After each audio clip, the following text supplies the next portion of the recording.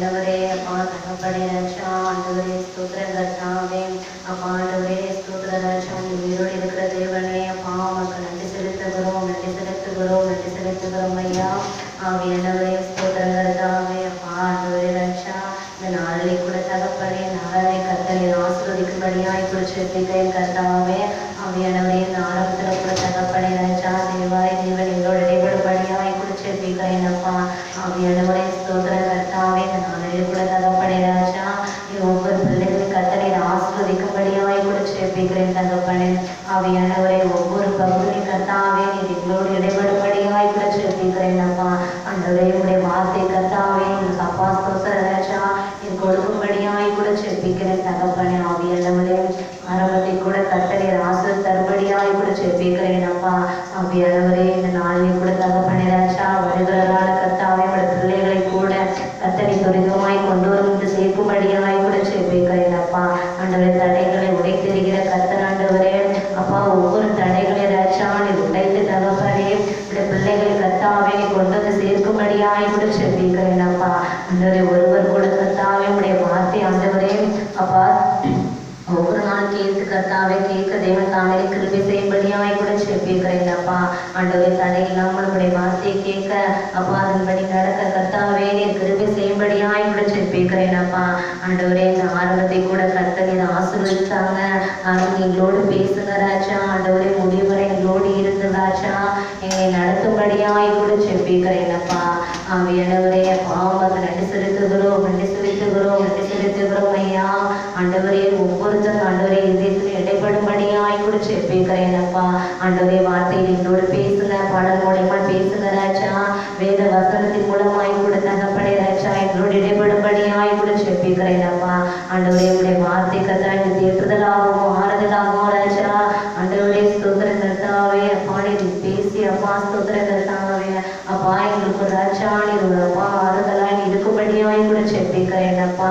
ஆண்டவரே உடைய வார்த்தைகள் தாங்க சுவாமி. ஆரம்பத்தை ஆஸ்வதிங்க ராஜா, பாடலை ஆஸ்வதிங்க அப்பா, சங்கீத பகுதி ஆஸ்வதிங்க அப்பா, காணிக்கை பகுதி கூட ஆஸ்வதித்தாங்க ராஜா.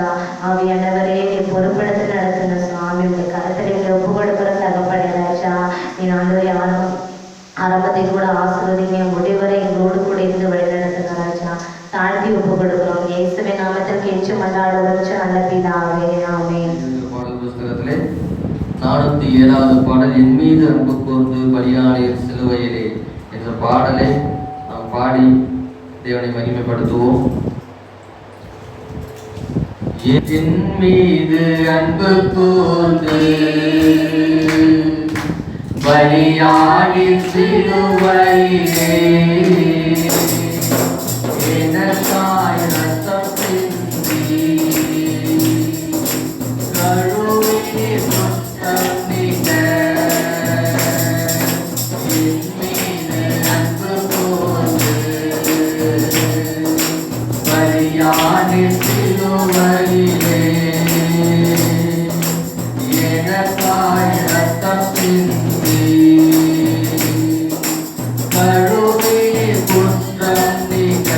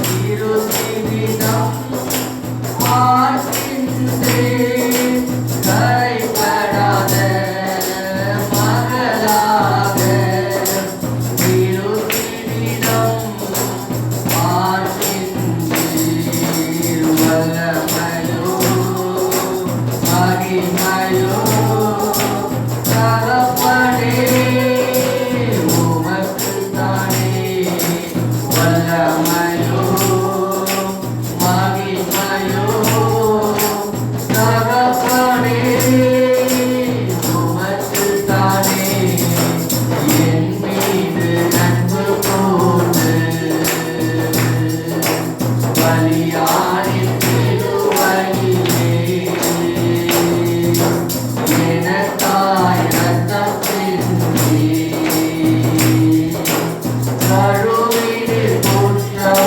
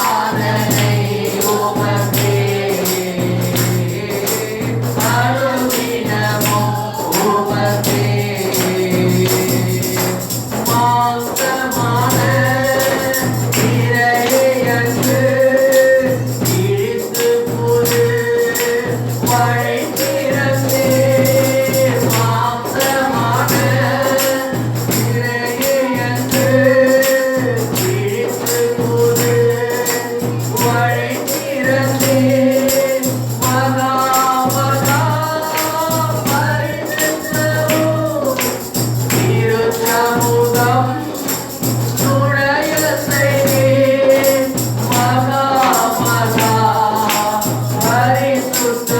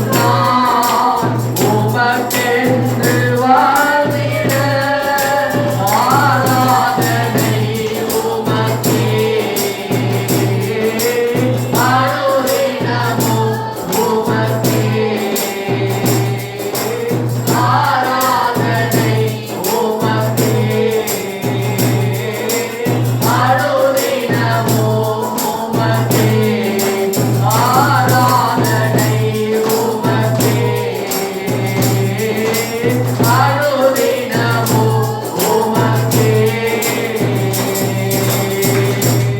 யாவரும் கொஞ்ச நேரம் ஆண்டவரை நோக்கி உம்மை ஆராதிக்கிறோம் ஆண்டவரே.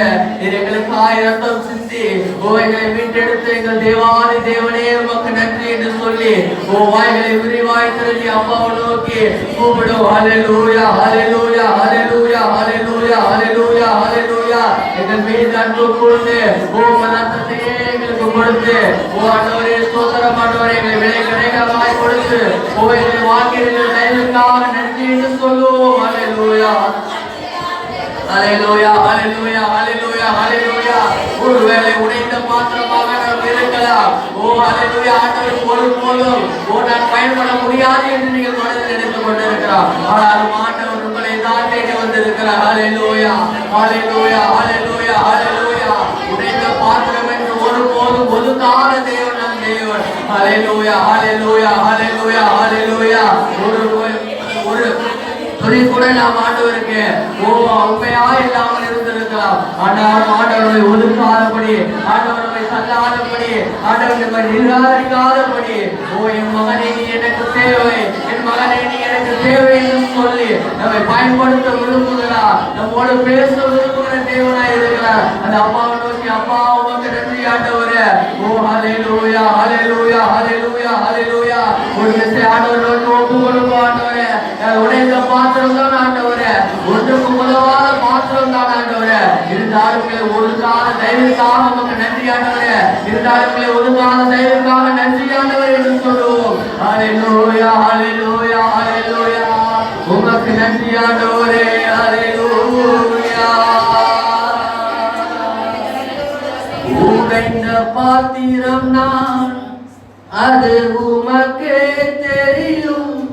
தேவன் பயன்படுத்துகிறீர், இது யாருக்கு புரியும்? உடைந்த பாத்திரம் நான், அது உமக்கே தெரியும்.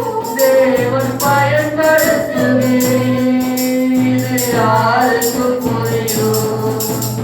உறவாத என்னில் நீர் உறவாடி, நீங்க இல்லாமல் என் உலகம் வீணானே. உறவாத என்னில் நீர் உறவாடி, நீங்க இல்லாமல் என் உலகம் வீணானே. நீங்க இல்லாமல் என் உலகம் வீணாதே. நீங்க இல்லாமல் என் உலகம் வீணாதே. தேவகுமாரா தேவகுமாரா என்ன நினைச்சிடுங்க.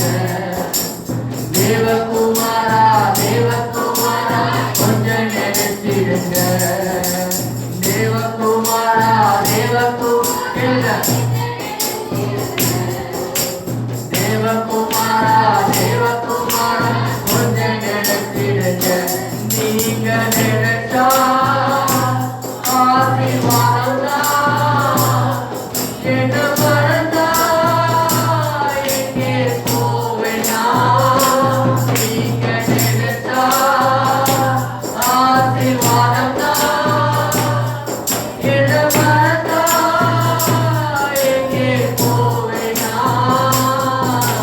தேவகுமாரா தேவகுமாரா என்ன நினைச்சிடுங்க.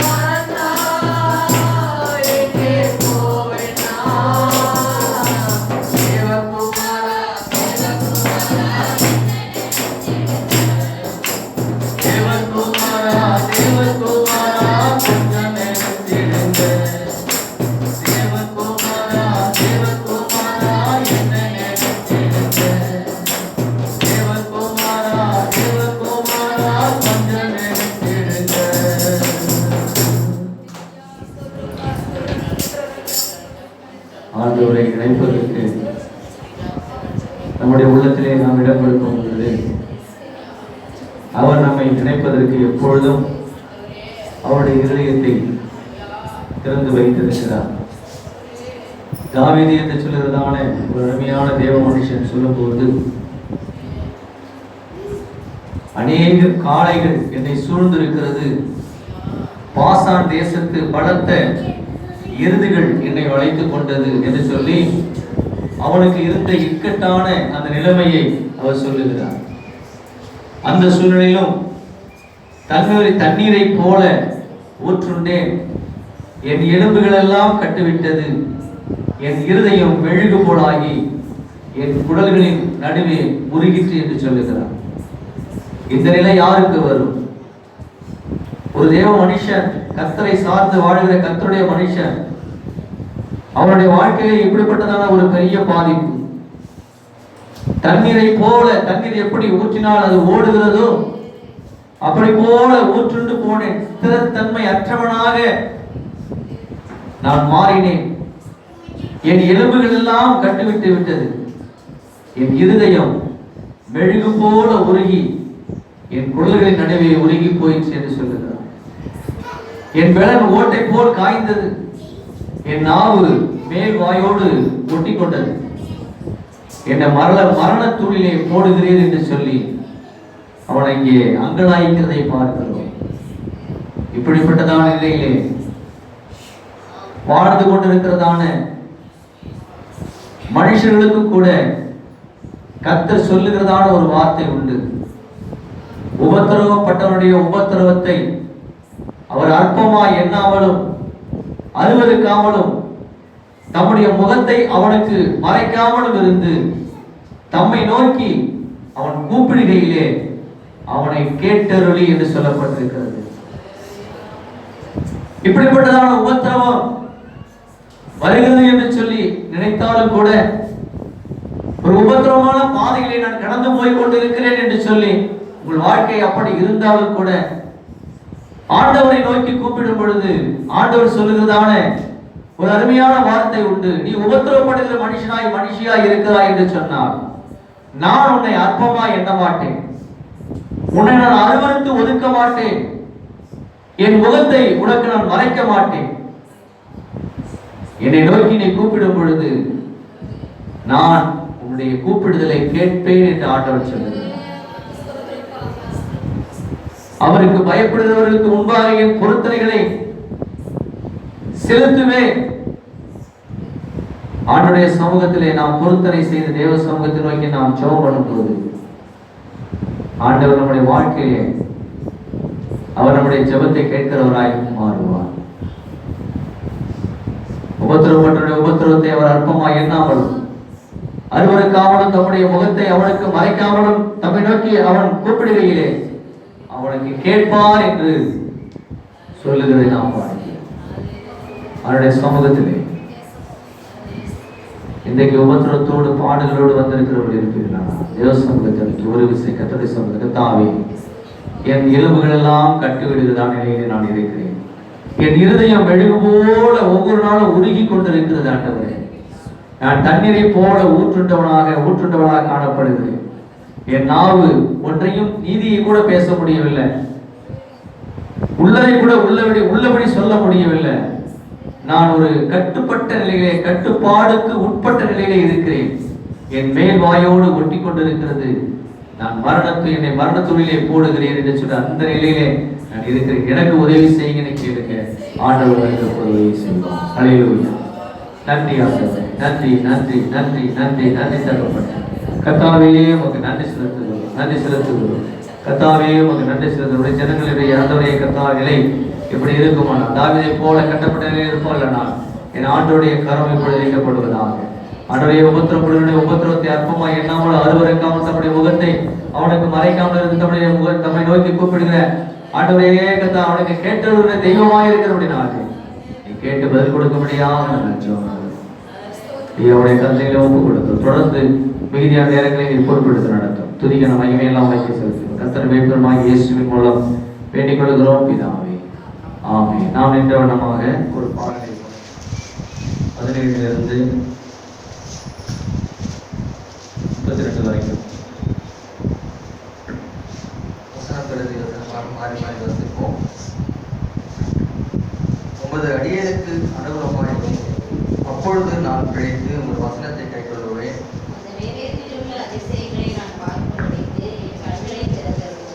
பூமியிலே நான் பரதேசி, உமது கற்பனைகளை எனக்கு மறையாதையும்.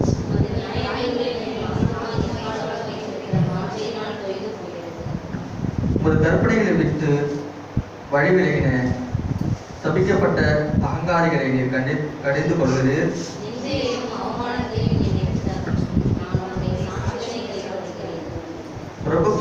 பிரபுக்களும் உட்கார்ந்து எனக்கு விரோதமாய் பேசிக் கொள்கிறார்கள். உமது அடியனோ உமது பிரமாணங்களை தியானிக்கிறேன். என் ஆத்துமா மண்ணோடு ஒட்டி கொண்டிருக்கிறது. உமது வசனத்தின்படி என் உயிர்ப்பையும்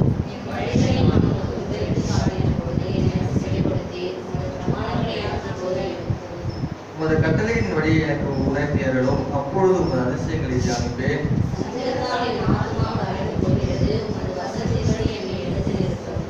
பொய் வழியை என்னை விட்டு விலக்கி உமது வேதத்தை எனக்கு அருள் செய்யும்.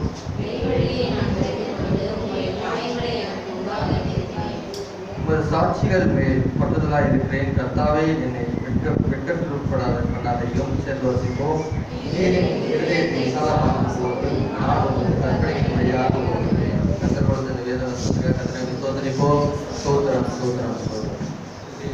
மகிமை உண்டாகட்டும். நாம கடந்த வாரத்திலே நான் உங்களுக்கு சொன்னதான பிரசங்கத்தினுடைய தொடர்ச்சியை தான் இன்னைக்கு நான் பேச போறேன். எபேசியர் நிருபம் 4ஆம் அதிகாரம் 22ஆம் வசனத்தை ஒருத்தர் வாசிக்கலாம். எபேசியர் நிருபம் 4ஆம் அதிகாரம் 22ஆம் வசனம்.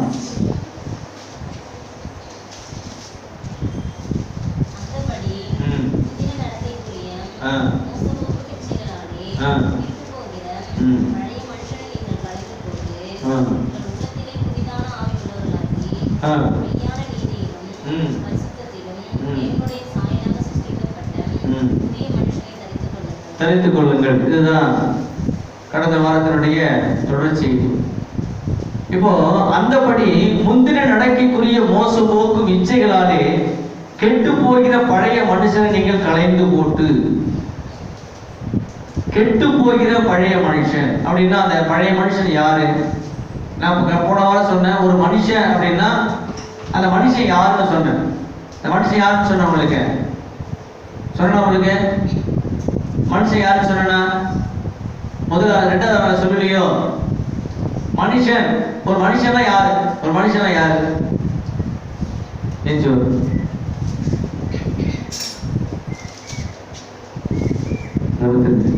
இப்ப பாக்குறீங்களா இல்லையா? தெரியலையா? இவன் யார்? மனுஷனா மாடா? மனுஷன் தானே. சரி, இப்போ இவன் மனுஷன் அப்படின்னு நீங்க சொல்றீங்க. இப்போ மனுஷன் அப்படின்னு சொல்லக்கூடிய ஒரு மனுஷன் அவன் அந்த மனுஷனுடைய நாசியிலிருந்து வரக்கூடியதான சுவாசம், இந்த சுவாசம் அவனை விட்டு போயிடுது. அவன் போன பிறகு அவன் என்ன? அவன் யாரு? அவன் யாரு? ஏன்? ஒரு சரீரம் இருக்குது, இந்த சரீரத்தை பார்த்து மனுஷன் சொல்றீங்க. மனுஷனுடைய உள்ளுக்குள்ள இருக்கிறதான அந்த ஆவி அவன் விட்டு போயிடுது. போன பிறகு அவனை பார்த்து என்னன்னு சொல்றோம்? நம்ம போனோன்னு சொல்றோம். ஏன் போனோன்னு சொல்றோம்? எதனால குணமான அவன்? அவனுக்குள்ள என்ன இல்லை? ஆவி. அந்த ஆவி இல்லாதனால அவனை நம்ம என்ன சொல்றோம்? என்ன சொல்றோம்? அப்ப அதுக்கு முன்னாடி அவன் மனுஷன். அப்ப மனுஷன், இந்த சரீரம் மனுஷனா, சரீரத்துக்குள்ள இருக்கிற ஆவி மனுஷனா? ஆவிதான் மனுஷன். ஆவிதான் மனுஷன். இந்த ஆவி இந்த சரீரத்துக்கு போயிடுச்சுன்னா இந்த மனுஷன் என்ன செஞ்சிடறான்? சரீரத்துக்கு போயிடுறான். இந்த சரீரத்துக்கு என்ன பேர் ஆயிடுது? பொணங்கிற பேர் ஆயிடுது. அப்ப பொணத்துக்குள்ள யாரு இருக்கிறா? பொணத்துக்குள்ள யாரு இருக்கா? மனுஷன் இருக்கிறான், மறைஞ்சு இருக்கிறான். இந்த மனுஷன் வெளியில போயிட்டான்னா சரீரம் பொணமா மாறிடுது. இப்ப புரியுதா உங்களுக்கு? மனுஷனா யாரு? நீங்க பாக்குற நம்ம மனுஷன், நமக்கு ஒரு மனுஷனுக்கு ஒரு அடையாளம் கொடுத்துருக்காங்க. என்ன அடையாளம் கொடுத்துருக்காங்க? ஒரு சரீரம் அடையாளம் கொடுத்துருக்காங்க. முகம் இருக்குது, கை இருக்குது, கால் இருக்குது, முகத்துல மூக்கு இருக்குது, வாய் இருக்குது, கண்ணு இருக்குது, எல்லா உறுப்புகளும் இருக்குது. ஒருத்த குட்டையா இருக்கா, ஒருத்த நெட்டையா இருக்கா, ஒருத்த கருப்பா இருக்கா, ஒருத்த சிவப்பா இருக்கா, ஒருத்த வெள்ளையா இருக்கா, கலர் மாறி மாறி என்ன செய்யுது? இப்படி இருக்குது. ஆனா இது எல்லாம் அடையாளத்துக்காக. அடையாளத்துக்காக ஒரே மாதிரி எல்லாரும் இருந்தா இவங்க யாரையும் கண்டுபிடிக்க முடியுமா? கண்டுபிடிக்கணும். அதுக்காக அடையாளத்துக்காக ஆண்டவர் மனுஷனுடைய முகத்துல வேறுபட்டதான அடையாளத்தை, உருவத்துக்கு அடையாளத்தை மாத்தி கொடுத்து மனுஷனை இன்னைக்கு இருக்கிற பூமியில வைத்திருக்கிறார். இந்த மனுஷன் யாருன்னா உள்ளே இருக்கிறதான ஆவிதான் மனுஷன், ஆத்துமாதான் மனுஷன். அல்லேலூயா. அப்ப ஆத்துமாவுக்கு நாம் முக்கியத்துவம் கொடுக்கணுமா, சரீரத்துக்கு முக்கியத்துவம் கொடுக்கணுமா? ஆத்துமாவை தான் முக்கியத்துவம் கொடுக்கணும். அல்லேலூயா. சரி, அப்போ இங்க நம்ம என்ன வாசிச்சோம்னா அந்த வசனத்தை வாசிச்சு என்ன வாசிங்க? அந்தபடி முந்தின நடக்கைக்குரிய மோசம் போக்கும் இச்சைகளாலே கெட்டு போகிற பழைய மனுஷனை, அந்த பழைய மனுஷன் அப்படின்னு சொல்றவன் யாருன்னா இந்த சரீரத்துக்குள்ள இருந்து நமக்குள்ளே சிந்தனைகளை உருவாக்கி கொண்டிருக்கிற நம்முடைய ஆவி, ஆத்துமா இருக்குது. இதுதான் மனுஷன். இந்த ஆவிதான், இந்த ஆத்துமா தான் ஒரு மனுஷனாக என்ன செய்யுது? நம்மை வெளிப்படுத்தி காண்பிக்கிறது. இதுக்குள்ளே இருக்கிற அந்த சரீரத்துக்குள்ளே இருக்கிற ஆவிதான் மனுஷன். இந்த மனுஷன் தான் பாவத்தையும் செய்வதற்கு தன்னை உட்படுத்திக் கொள்ளுகிறான், நீதியாய் வாழ்வதற்கும் தன்னை சீர்படுத்திக் கொள்ளுகிறான். ஆகவே அப்படிப்பட்டதான பழைய மனுஷனுடைய சுபாவம் எப்படி இருக்குன்னா அது பாவத்துக்குரிய சுபாவமாக இருக்கிறது. அந்த பழைய மனுஷன் எப்ப புது மனுஷனா மாறலாம்? ஒரு பழைய மனுஷன் இருக்கிறான், அவன் புது மனுஷனா எப்ப மாறினான்? புது மனுஷனா எப்ப மாறினான்? புது மனுஷன் எப்ப மாறினீங்க நீங்க சொல்லுங்க? பழைய மனுஷன் புது மனுஷன், பழைய மனுஷன் புது மனுஷனானது எப்போது? Very good. கடவுளுக்குள்ள வந்த பிறகு எப்போ புது மனுஷனா மாறுறோம்?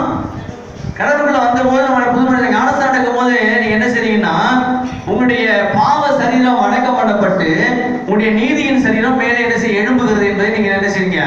நீங்க அறிந்திருக்கிறீர்கள். ஆகவே இந்த பாவ சரீரமானது நீங்க கிறிஸ்துக்குள்ள வரும் பொழுது அந்த சரீரம் அடக்கம் பண்ணப்படுகிறது. புதிய சரீரத்தை நீங்க என்ன செய்ய பெற்றுக் கொள்ளுகிறீர்கள். இதுதான் உண்மை. இது தெரியலன்னா நீங்க ஞானஸ்தானம் எடுத்தது வேஸ்ட், கிறிஸ்துக்குள்ள இருக்கிறது வேஸ்ட். அல்லேலூயா. இவன் புதிய பழைய மனுஷன். ஒரு மனுஷன் கிறிஸ்துவுக்குள்ள, கிறிஸ்துவனுடைய ஆளுகைக்குள்ள வந்தாச்சு, நான் தேவனுடைய பிள்ளை அப்படின்னு சொல்லி நீங்க கர்த்தருடைய சமூகத்துக்கு வந்துட்டீங்கனாலே உங்களுடைய கண்கள் திறக்கப்பட்டு விட்டது.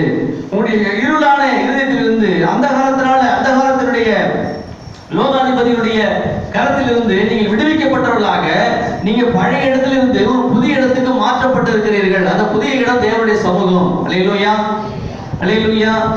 ஆகவே இந்த புதிய இந்த மனுஷன் என்று சொல்ற இந்த புதிய மனுஷனாக நீங்க உங்களை என்ன செய்ய மாற்றிக்கொள்ள வேண்டும் என்று, புதிய மனுஷனாக இருக்கிறதான அந்த நிலைக்கு நம்ம என்ன செய்ய வர வேண்டும் என்பதுதான் தேவனுடைய திட்டமாக இருக்கிறது. அந்தபடி முந்தின நடக்கைக்குரிய மோசப்போக்கு இச்சைகளாலே கெட்டு போகிற பழைய மனுஷனை நீங்கள் களைந்து போட வேண்டும்.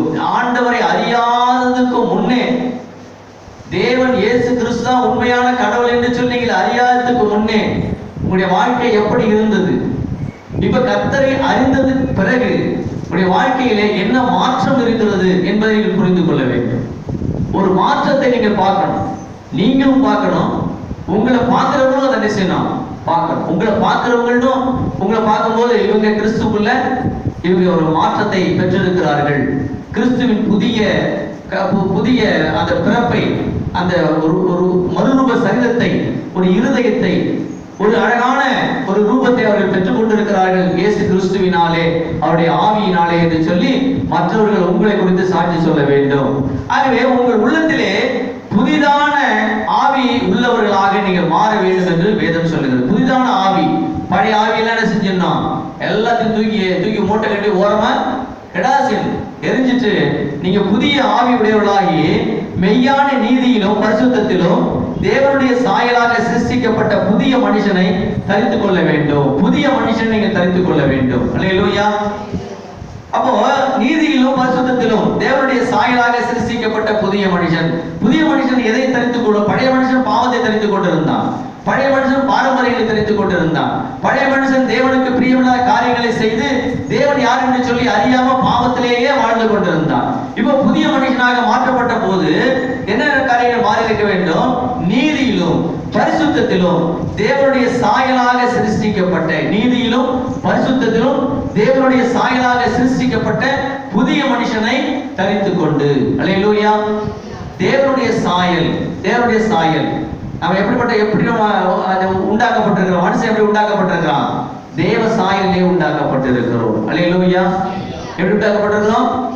தேவனுடைய சாயலிலே. ஆண்டவர் மனுஷனை உண்டாக்கும் போது சொன்னாரு, நாம் என்ன செய்வோம், மண்ணை எடுத்து மனுஷன் ரூபமாக செய்யும் போது ஆண்டவர் சொன்னாரு, இவரை நான் மனுஷனை எப்படி உண்டாக்குவேன்? என்னுடைய ரூபத்தின்படியும் என்னுடைய சாயலின்படியும் அவர்களை உண்டாக்குவோமாக என்று சொல்லி ஆண்டவர் மனிதனை அவருடைய ரூபத்தின்படியும் அவருடைய சாயலின்படியும் உண்டாக்கினார் என்று சொல்லி பார்க்கிறோம். ஆதாம் யாருடைய சாயல்ல உண்டாக்கப்பட்டான்? தேவனுடைய சாயல்ல உண்டாக்கப்பட்டான். ஆதாம் தான் முதல்ல ஆண்டவர் உண்டாக்கினாரு. ஆதாம் முதல்ல உண்டாக்கும் போது அவரை எப்படி உண்டாக்கினார்னா தன் சாயலின்படி உண்டாக்கினார், தன்னுடைய ரூபத்தின்படி உண்டாக்கினார்.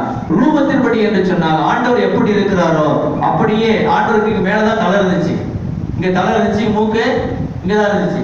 இப்படி நம்ம எப்படி இருக்கிறோமோ அப்படிதான் இருந்துச்சு. 2 கை தான், 2 கால் தான், அதுக்கு மேலாம் கிடையாது. இப்போ ஆண்டவர் ஞானமாய் அவரை போலவே மனுஷன் என்ன செஞ்சாரு? உண்டாக்கிறார், தன்னுடைய ரூபத்தின்படி உண்டாக்கி இருக்கிறார். 2வதாக தன்னுடைய சாயலின்படி உண்டாக்குறார். சாயல் என்று சொன்னா என்னன்னா அவருக்குள்ள என்ன சிந்தனை இருக்கிறதோ, அவருக்குள்ள என்ன விதமான யோசனைகள் இருக்கிறதோ, அவர் எப்படிப்பட்ட நினைவுகள் உள்ளவராய் இருக்கிறாரோ அதை போலவே மனுஷன் இருக்க வேண்டும் என்று சொல்லி அவருடைய ரூபத்தின்படியையும் அவருடைய சாயலின்படியையும் மனுஷனை உண்டாக்கினார். அல்லேலூயா. அவன் தான் ஆதாம். இன்னைக்கு நம்ம ஆதாமுடைய வம்சத்துல வந்த நம்ம தான் இன்னைக்கு நம்ம எப்படி எங்க இருக்கிறோம்? இன்னைக்கு மனுஷனாக இருக்கிறோம். அப்படி உண்டாக்கப்பட்ட ரூபத்தின்படி சாயலின்படி உண்டாக்கப்பட்ட ஆதாமுடைய வாழ்க்கையிலே ஆதாமும் ஏவாளும் செஞ்சாங்க, பாவம் செய்து விட்டார்கள். ஆகவே அந்த பாவத்தை நிமித்தமாக தான் இன்னைக்கு பூமியிலே இப்படிப்பட்டதான அநேக பிரச்சனைகளுக்கும் நாம் என்ன செய்ய ஆளாகி கொண்டிருக்கிறோம். ஆகவே கர்த்தருடைய பிள்ளைகளா இருக்கிற நாம செய்ய வேண்டிய சாயலாக சிருஷ்டிக்கப்பட்ட புதிய மனுஷனை, அப்படி ஒரு புதிய மனுஷனை நாம் தரித்துக் கொள்ள வேண்டும். யாரை போல? என்ன புதிய மனுஷனை? தேவனுடைய சாயலின்படியும் அவருடைய ரூபத்தின்படியும் உண்டாக்கப்பட்ட புதிய மனுஷனை நாம் தரிப்பித்துக் கொள்ள வேண்டும். மெய்யான நீதியிலும் பரிசுத்தத்திலும் தேவனுடைய சாயலாக சிருஷ்டிக்கப்பட்ட மனுஷர்களாக நாம் இருக்க வேண்டும். அப்ப மெய்யான நீதி, நாம் நீதி உள்ளவர்களா இருக்கணும், உண்மை உள்ளவர்களா இருக்கணும், கர்த்தருக்கு பயப்படுறவர்களா இருக்கணும். 2வது நம்முடைய வாழ்க்கையில பரிசுத்தம் இருக்க வேண்டும். அல்லேலூயா. பரிசுத்தம் இல்லாமல் ஒருவனும் தேவனை தரிசிக்க முடியாது. ஆகவே நாம் பரிசுத்தம் உள்ளவர்களாக இருக்க வேண்டும். அப்படி இல்லாத பட்சத்திலே நம்முடைய வாழ்க்கையில் வருகிறதான அநேக விதமான பிரச்சனைகளுக்கு நாம் ஆளாக வேண்டிய நிலை நமக்கு காணப்படும். ஆகவே அந்த புதிய மனுஷன் தனக்குள்ளே வராதபடி பழைய சுபாவத்தை உடையவர்களாக இருக்கிறவர்களுக்குள்ளே என்னென்னலாம் இருக்குன்னா வாசிக்கலாம். அப்ப 31 வாசிச்சோம்னா 4:31 கசப்பும் கோபமும் கூக்குரலும் தூஷணமும் மற்ற எந்த துர்க்குணமும். அவ புதிய மனுஷன் நமக்குள்ளே இருக்கணும் அப்படின்னு ஆசைப்பட்டோம்னா இதெல்லாம் வெளியில போகணும். என்ன வெளில போகணும்? கசப்பு வெளில போகணும். கசப்பு, கசப்பான சில காரியங்கள் அது நம்மளை விட்டு என்ன செய்யணும்? வெளியில போகணும். கசப்புன்னா என்ன? ஒருத்தர் குறித்து ஒருத்தர் மனஸ்தாபப்படுறது, ஒருத்தர் பார்த்து ஒருத்தர் கோபப்படுறது, ஒருத்தரோட ஒருத்தர் சண்டை போடுறது, ஒருத்தர் பார்த்து ஒருத்தர் என்ன செய்யறது? வேகமா கோபமா பேசிக்கிறது, அடிச்சுக்கிறது, குடிச்சிக்கிறது, வெட்டிக்கிறது, இப்படி பல விதமான காரியங்கள். அப்போ சகல விதமான கசப்பும், கோபமும், மூர்க்கமும், கூக்குரலும், தூஷணமும் மற்ற எந்த துர்க்குணமும் உங்களை விட்டு நீங்க கடவுது. ஒருவருக்கொருவர் தயவாயும் மன உருக்கமாயும் இருந்து கிறிஸ்துவுக்குள் தேவன் உங்களுக்கு மன்னித்தது போல நீங்களும் ஒருவருக்கு ஒருவர் மன்னியுங்கள் என்று வேதம் சொல்லுகிறது. அல்லேலூயா. அப்போ கிறிஸ்துவுக்குள்ளே ஒரு மனுஷன் இருக்கிறார் என்று சொன்னால் அவர்களுக்குள்ள என்ன இருக்கணும்? தயவு இருக்கணும், மன உருக்கம் இருக்க வேண்டும், தயவுள்ளவர்களாக இருக்க வேண்டும், மனதுருக்கம் உள்ளவர்களாக இருக்க வேண்டும். கிறிஸ்துவுக்குள்ளே தேவன் உங்களை மன்னித்தது போல ஆண்டவராகிய இயேசு கிறிஸ்து நம்முடைய பாவங்களை மன்னித்து, நம்முடைய சாபங்களை மன்னித்து, நம்முடைய அக்கிரமங்களை மன்னித்து, அவர் நமக்காக சிலுவையிலே, கல்வாரி சிலுவையிலே தன்னை தானே ஒப்பு கொடுத்தவராக சிலுவையிலே தன்னுடைய சரீரங்களை எல்லாம் அவரை அடிக்கப்படவும், கிழிக்கப்படவும், ரத்த சிந்தவும், தன்னுடைய மாம்சத்தை அவர்கள் பீத்தெடுக்கவும், அவருக்கு வந்த எல்லா அவமானங்களையும் சகித்துக் கொள்ளவும் தக்கதாக சிலுவையிலே நமக்காக அவர் ஒப்பு கொடுத்தாரே. அந்த ஒப்பு கொடுத்தலுக்கு ஈடாக கிறிஸ்துவுக்குள் தேவன் உங்களுக்கு மன்னித்தது போல நமக்காக தான் அவர் செஞ்சாரு. இவ்வளவு அடியும், இவ்வளவு உபத்திரமும், இவ்வளவு பாடுகளும் நம்முடைய பாவங்களுக்காக தான். நம்முடைய பாவங்களிலிருந்து நம்மை விடுதலை ஆக்குவதற்காக தான் கர்த்தர் அவ்வளவு பாடுகளை ஏற்றுக்கொண்டார். அப்போ ஒப்பு கொடுத்தது போல நம்மில் அன்பு கூறுவது, நாம என்ன செய்யணும்னா ஒருத்தரில் ஒருத்தர் அன்பு கூற வேண்டும். நம்ம அன்பு கூறுகிறோமா? மன்னித்த உடனே ஒருவருக்கு மன்னிக்கிறோமா? மற்றவர்கள் மன்னிக்கிறோமா? மன்னிக்கிறவர்களாக இருக்க வேண்டும், அன்பு கூறுவர்களாக இருக்க வேண்டும். அதைத்தான் ஆண்டவர் நம்மிடத்தை பார்க்கிறார் என்று சொல்லி நாம் அறிந்து கொள்ள வேண்டும். அல்லேலூயா. சரி, இப்பொழுது இன்னொரு வசனத்தை வாசிக்கலாம். கொலோசியர் நிருபம் 3ஆம் அதிகாரம் 8ஆம் வசனம்.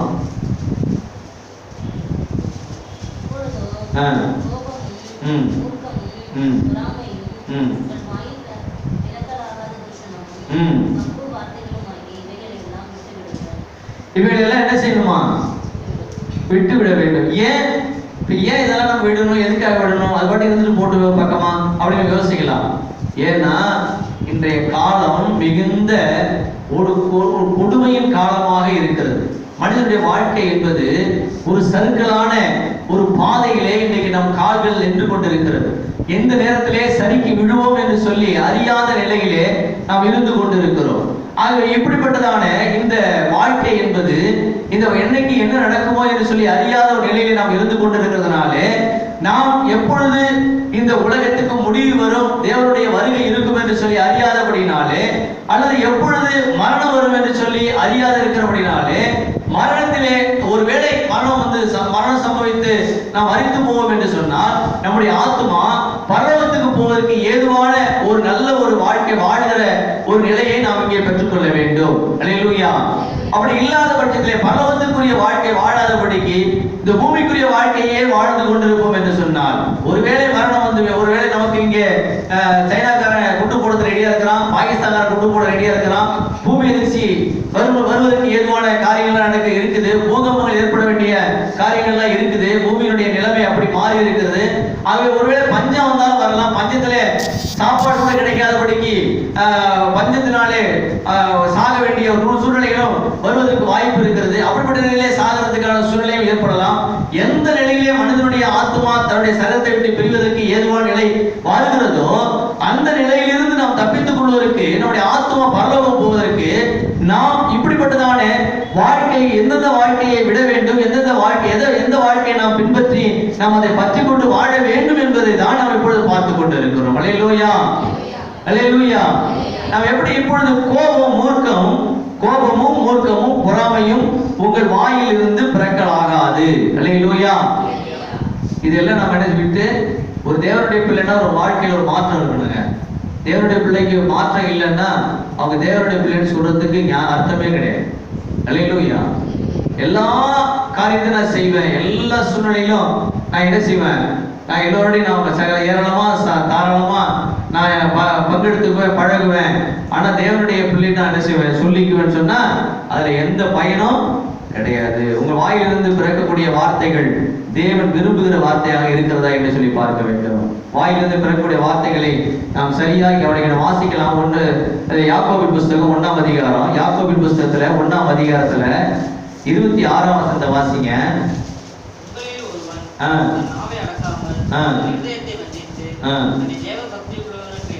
எண்ணினால் வீணா இருக்கும். ஒருவன் உங்களிலே ஒருவன் தேவனுடைய மனுஷன் என்று சொல்லி உங்களிலே ஒருவன் தன் நாவை அடக்காமல், என்னது அடக்கணுமா? நாவை அடக்கணுமா? நாவடக்கம் இல்லைன்னா எந்த ஒரு மனிதனுடைய வாழ்க்கையில எந்த ஒரு நலனையும் பெற்றுக்கொள்ள முடியாது, எந்த பயனையும் பெற்றுக்கொள்ள முடியாது. பாதகங்களை பெற்றுக்கொள்ள, பாதகமான காரியங்களையும் சில விதமான வஞ்சகத்துக்குரிய காரியங்களையும் தான் கடந்து போக வேண்டிய சூழ்நிலை இருக்குமே தவிர, நாவை அடக்காத மனுஷனுடைய வாழ்க்கையில ஆசீர்வாதம் என்பது முழுவதுமாக அவன் பெற்றுக்கொள்ள முடியவே முடியாது. ஆனால் நாவு தான் ஒரு மனுஷனுடைய வாழ்க்கையினுடைய தரத்தை அது எடை போட்டு காண்பிக்கிற ஒன்றாக இருக்கிறது. எப்படி குதிரைக்கு கடிவாளம் போடப்பட்ட சரியாய் அதை ஓடுவதற்கு அதற்கு அந்த பழக்கவித்திருக்கிறார்களோ, அதே போல நம்முடைய வாய்க்கு நாம் கடிவாளம் போட வேண்டும், நம்முடைய நாவுக்கு நாம் கடிவாளம் போட வேண்டும். எதை பேச வேண்டும், எதை பேசக்கூடாது, எந்த காரியத்தை குறித்து நாம் பேசணும், எந்த காரியத்தை குறித்து பேசக்கூடாது என்று சொல்லி நம்முடைய நாவிலே நாம் ஒரு கடிவாளம் போட்டிருக்க வேண்டும். அந்த நாவு தானா கோபம் வந்தா என்ன செய்யுது? அப்படியே பொறிஞ்சு தள்ளுது. தூஷணமான வார்த்தைகளை பொறிஞ்சு தள்ளுது, பாவமான வார்த்தைகளை பொறிஞ்சு தள்ளுது. என்ன சொல்றோம்னு தெரியாம சொல்லிடுது. சொன்ன பிறகு அப்புறம் யோசிக்குது, இதை நான் பேசியிருக்க கூடாதுதான், ஆனா என்ன செஞ்ச கோபத்துல பேசிட்டேன். இது சொல்லியிருக்க கூடாதுதான், ஆனா ஒரு உற்சாகத்துல என்ன செஞ்சுட்டேன், அவங்கள்ட்ட சொல்லிட்டேன். என்ன பயன்? சொன்ன பிறகு என்ன பயன்? நான் வாயிலிருந்து வார்த்தை வெளியில வந்துச்சுன்னா அந்த வார்த்தை மறுபடியும் உள்ள போகுமா? வந்ததுதான், வார்த்தை வெளியில வந்ததுதான். நம்ம வாயிலிருந்து வரக்கூடிய வார்த்தை உடனே எங்க எழுதப்படும்னா, ஆண்டவருடைய சமூகத்திலே வைக்கப்பட்டிருக்கிற ஞாபக புஸ்தகத்திலே அந்த வார்த்தைகள் எழுதப்பட்டு விடும். அல்லேலூயா. இந்த தேதியில, இந்த மாசத்துல, இந்த தேதியில, இந்த கிழமையில, இத்தனை மணிக்கு இந்த வார்த்தையை இந்த சகோதரி பேசினார்கள், இந்த சகோதரன் பேசினார்கள் என்று சொல்லி ஞாபக புஸ்தகத்தை தேவதூதர்கள் எழுதிக்கிட்டே இருப்பாங்க. நம்ம என்ன செய்யறோம், என்ன பேசுறோம், எப்படி நடக்கிறோம்னு எழுதிக்கிட்டே இருப்பாங்க. ஒரு நாள்ல நம்முடைய ஆத்துமா பரலோகம் போகும்போது பரலோகத்துக்கு போற வாசல்ல இந்த ஞாபக புஸ்தகம் இருக்கும். இந்த ஞாபகம், நாம செஞ்ச காரியத்தை, நாம பேசுற காரியத்தை நாம மறந்துடுவோம். ஆனா ஞாபக புஸ்தகத்துல நாம செஞ்ச காரியம் எல்லாம் எழுதப்பட்டு இருக்கும். எடுத்து படிச்சு காட்டுவாங்க. நீ இந்த நாள்ல இதை செஞ்ச, இந்த நாள்ல இதை பேசின, இந்த காரியம் உன் வாழ்க்கையில் நடந்திருக்குது, நீ சபைக்கு போனது உண்மைதான், சத்தியத்தை கேட்டது உண்மைதான், சத்தியத்தினுடைய நடக்கணும்னு ஆசைப்பட்டது உண்மைதான், ஆனா தேவனுடைய சித்தத்துக்கு உன் ஒப்பு கொடுக்காதபடி, தேவ சத்தத்தை உன் காதுல கேட்காதபடி, கேட்டிருந்த அந்த உன் உள்ளத்துல இருதயத்துக்குள்ள போய் தங்குவதற்கு இடம் கொடுக்காதபடிக்கு, நீ பாவத்தினுடைய காரியத்தை நீ அதிகமாய் பேசி பாவத்திலே நீ விழுந்து கிடந்தபடினாலே இதையெல்லாம் நீ பேசி இருக்கிற. அதனால நீ எங்க போக முடியாது? பரலோகம் போக முடியாது. நீ போக வேண்டிய இடம் அங்க இருக்குது. அதுதான் அக்கினியும் கந்தகமும் எரிகிறதான நரகம். அல்லேலூயா. அப்படின்னு சொல்லும்போது எவ்வளவு பகீருங்கும். யோசிச்சு பாருங்க. அதுக்காக இன்னைக்கு நம்ம உலகத்துல வாழ்ந்துட்டு இருக்கிறோம். நரகத்துக்கு போறதுக்காக வாழ்ந்துட்டு இருக்கிறோம். அங்க என்னென்ன இருக்கு? அங்க வெளிப்படையில படிச்சோம். அங்க பூச்சிகளே போர்வை, புழுக்களே படுக்கை. நீங்க படுத்திருக்க கீழே படுத்திருந்தா கீழே புழுக்கள் நின்றும், மேல் பூரா பூச்சா என்ன செய்யும்? அப்படியே என்ன செய்யும்? நின்று மேய்ச்சிக்கிட்டு இருக்கும். நீங்க சாகவே மாட்டீங்க. உயிரே போகும். ஆத்மாவுக்கு உயிரே போகாது. அப்படியே இருக்கும். அக்கினி எரிஞ்சுக்கிட்டு இருக்கும். உடம்பு இப்படி துடிச்சுக்கிட்டு இருக்கும். ஆனா ஜீவன் போகவே போகாது. எரிஞ்சுக்கிட்டே இருக்கும். இதுக்காக அந்த உலகத்துல வாழ்ந்துட்டு இருக்கிறோம். இதுக்காக கர்த்தருடைய சபைக்கு நம்ம வரோம். அல்லேலூயா. இதுக்காக நம்ம வரல. நம்ம நாவை நாம் அடக்கும் போது, யாக்கோபு 26 சொல்றதை நாம் வாசிக்கிறோம். உங்களில் ஒருவன் தன் நாவை அடக்காமல் தன் இருதயத்தை வஞ்சித்து, நாவை அடக்காமல் வாயில வார்த்தையெல்லாம் பேசிட்டா நீ உன் உள்ளத்தை வஞ்சிக்கிற, உன்னையே நீ வஞ்சிக்கிற, உன்னுடைய எதிர்காலத்தை என்ன பாழடித்துக் கொள்கிற என்றுதான் அர்த்தம். உன்னை நீ வஞ்சித்து, உன் இருதயத்தை வஞ்சித்து தன்னை தேவ பக்தி உள்ளவன் என்று எண்ணினார்.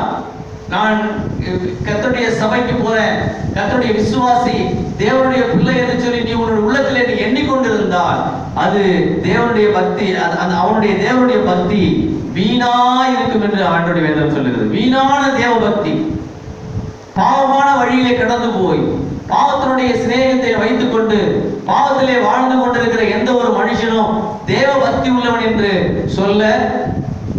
சொல்ல முடியாது. அல்லேலூயா. அதை யார் ஏற்றுக்கொள்ள மாட்டார்?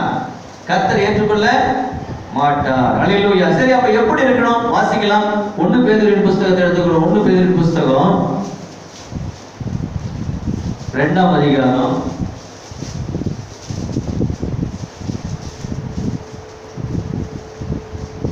1-3 வரைக்கும்.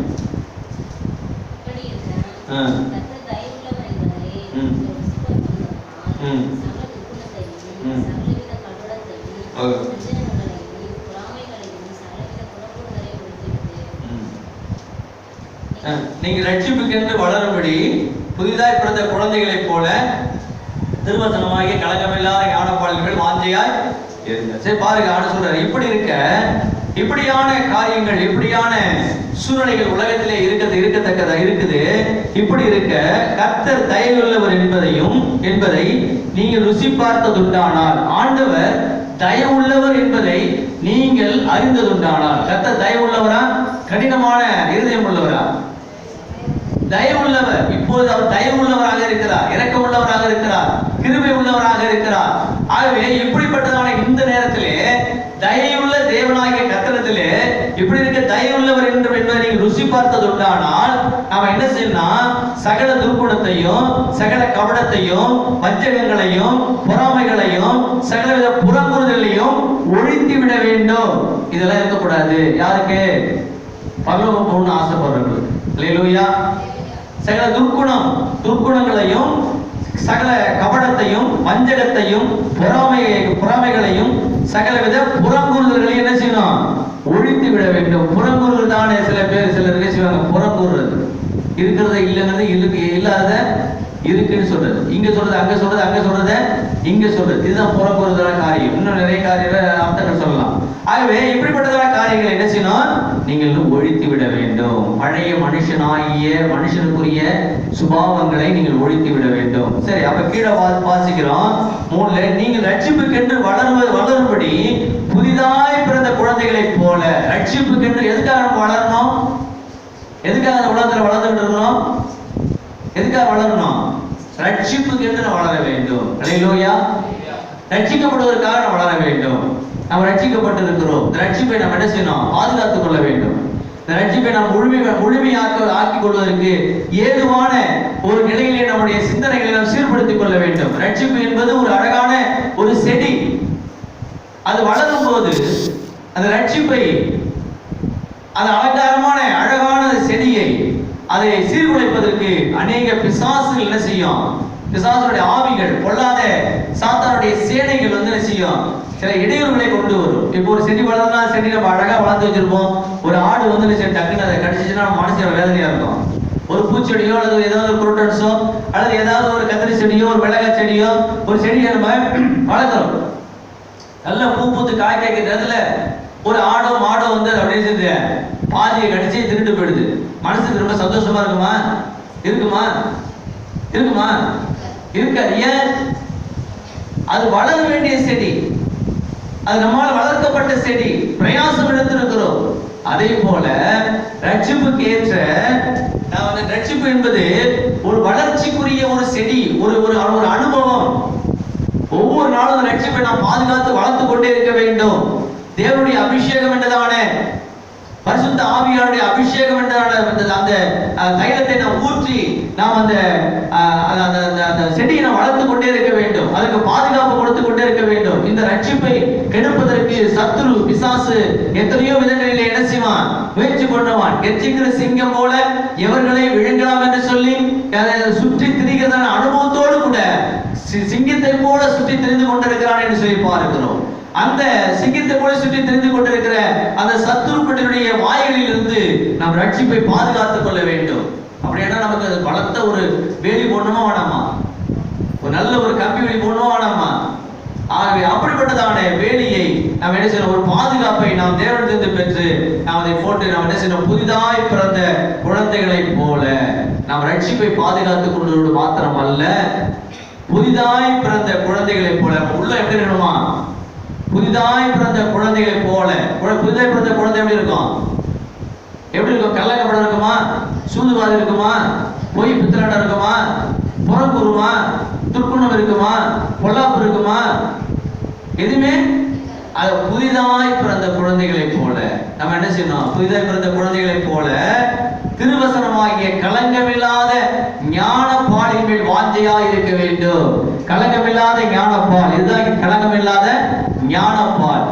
வேதம் தான், வேதத்தோட வார்த்தைகள் தான் களங்கமில்லாத ஞானப்பால். இந்த ஞானப்பாலை குடிக்கும் போதுதான், ஞானப்பாலை ஒவ்வொரு நாளும் நாம் பருகும் போதுதான் ரட்சிப்பு என்றதான செடி வளரும். அல்லேலூயா. அப்போ ஒரு மனுஷனுடைய வாழ்க்கையில நம்முடைய ரட்சிப்பதான செடியை நாம் வளர்ப்பதற்கு, அதை நாம் பாதுகாப்பதற்கு என்ன செய்ய வேண்டும் என்று சொன்னால், களங்கமில்லாத ஞானப்பாலாகிய வேதத்தினுடைய வசனங்களை ஒவ்வொரு நாளும் நாம் என்ன செய்யணும், வாசிக்க வேண்டும், அதை நேசிக்க வேண்டும், அதை பருக வேண்டும். பால் என்று சொல்லப்பட்டிருக்கிறது, களங்கமில்லாத ஞானப்பால் என்று வேதத்துக்கு சொல்லப்பட்டிருக்கிறது. அப்ப ஞானப்பால், பால் யாருக்காவது கசக்குமா, பால் பிடிக்காத சொல்லுவாங்களா, பால் பிடிக்காதா, யாருக்கு பிடிக்காது பால், எல்லாருக்கும் பிடிக்கும். அப்போ பால் என்ன வருது, பால்ல தயிர் வருது, மோர் வருது, வெண்ணெய் வருது, நெய் வருது, அப்புறம் என்ன வருது, பால்கோவா வருது, இப்படி பல ஐட்டங்கள் என்ன செய்யுது பால்லையா வருது. இதெல்லாம் பிடிக்காதுன்னு சொல்ல முடியுமா, சொல்ல முடியாது. அப்ப இந்த வேதத்தை பிடிக்காதுன்னு நம்ம சொன்னோம்னா நம்ம எப்படிப்பட்ட ஆளா இருப்போம்? ஆகவே தேவனுடைய பிள்ளைகள் நம்ம என்ன செய்யணும் கேட்டா, ரட்சிப்புக்கென்று வளரும்படி புதிதாக பிறந்த குழந்தைகளை போல கள்ளமில்லாமல் கபடு இல்லாமல் சூது இல்லாமல் வாது இல்லாமல் பொய் இல்லாம எந்த விதமான கர்த்தருக்கு பிரியமில்லாத காரியங்கள் இல்லாதபடிக்கு திருவசனமாகிய களங்கமில்லாத ஞானப்பாலின் மேல் வாஞ்சியா இருக்க வேண்டும். அந்த வேதத்தின் மேலே வாஞ்சியா இருக்க வேண்டும். வேதத்தின் மேலே வாஞ்சியா இருந்தா நாம வேதத்தை வாசிக்க மாட்டோமா? கண்டிப்பா வாசிப்போம். இன்னைக்கு மனுஷனுடைய இருதயம் செல்லு மேல வாஞ்சியா போயிடுச்சு. ஒரு செல்லை வச்சுக்கிட்டு அதை படுத்துற பாடு சொல்லவே முடியாது. அப்ப அவனுடைய இருதயம் எங்க இருக்குது? ஞானப்பாலாகிய திருவசனத்தின் மேல இல்ல, மோசப்போக்கு இச்சைகளை விழுந்து போகத்தக்கதான செல்லுக்குள்ள இருக்குது. மனுஷன் இன்னைக்கு உலகத்துல அப்படிதான் வாழ்ந்துட்டு, பிசாசு அப்படிதான் மனுஷன் நினைச்சிருக்க திசை திருப்பி வச்சிருக்கிறான். அல்லேலூயா. சரி, அப்ப நம்ம கர்த்தருடைய பிள்ளைகளா இருக்கிற நாம நம்முடைய வாழ்க்கையிலே நாம் எப்படிப்பட்டதான நிலையில இருக்க வேண்டும் என்று சொல்லி நமக்கு பேதுரு நிருபக்காரர் நமக்கு சொல்லி கொடுத்திருக்கிறார். நாம் அதை கைக்கொள்ள வேண்டும். ஆக திருவசனமாகிய களங்கமில்லாத ஞானப்பாலின் மேலே நாம் வாஞ்சியா இருக்க வேண்டும். இது ஒரு ஞானத்தை கொடுக்கக்கூடிய வேதம், அதை ஞானப்பால் என்று சொல்லி இருக்குது. என்னது கொடுக்குது? ஞானத்தை கொடுக்கக்கூடிய வேதம். இந்த வேதத்தை நாம் வாசிக்க நம் வாழ்க்கையிலே ஞானம் நமக்கு பெருகும். ஞானம் பெருகும் போது நம்முடைய வாழ்க்கை தரங்கள் உயர்த்தப்படும். நம்முடைய நாவு நம்முடைய ஒரு தேவையில்லாத வார்த்தைகளை பேசாதபடிக்கு தேவன் நமக்கு நம்முடைய நாவில் ஒரு கட்டுப்பாட்டை கத்த வைக்கிறவராக இருப்பார். அல்லேலூயா. சரி, ஆகவே ஞானப்பால் என்று சொல்லி வேதத்தின் மேலே நாம் வாஞ்சியாக இருப்போம் என்று சொன்னால் தேவனுடைய சித்தம் செய்கிறவர்களாக இருப்போம். சரி, தேவனுடையவர்களுக்கு எது தகுதியானது அல்ல? நான் கர்த்தருடைய பிள்ளை. நான் யாரு? கர்த்தருடைய பிள்ளை. ஆகவே எதை நான் செய்ய வேண்டும், எதை செய்யக்கூடாது அப்படின்னு சொல்லி ஆண்டவர் நமக்கு சொல்லிக் கொடுக்குறாரு.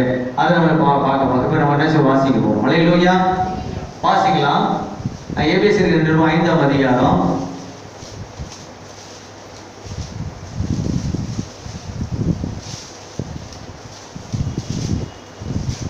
3-5 வரைக்கும்.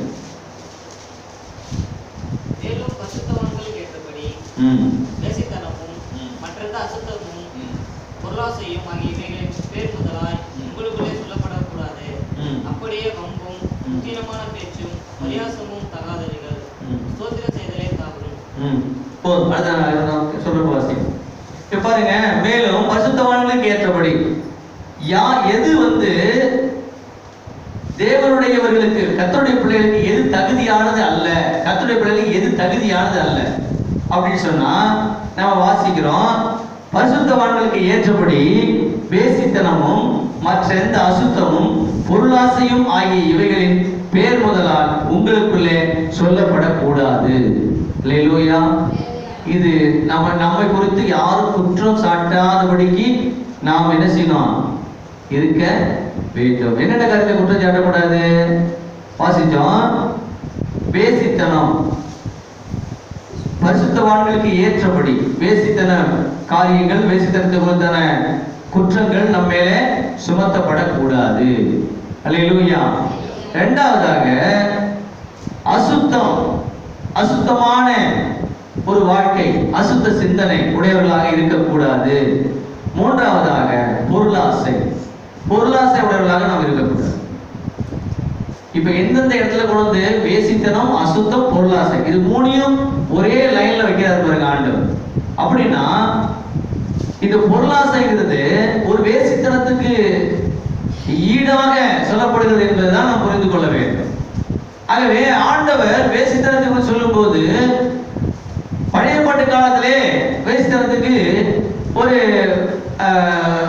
ஒரு தண்டனை உண்டு.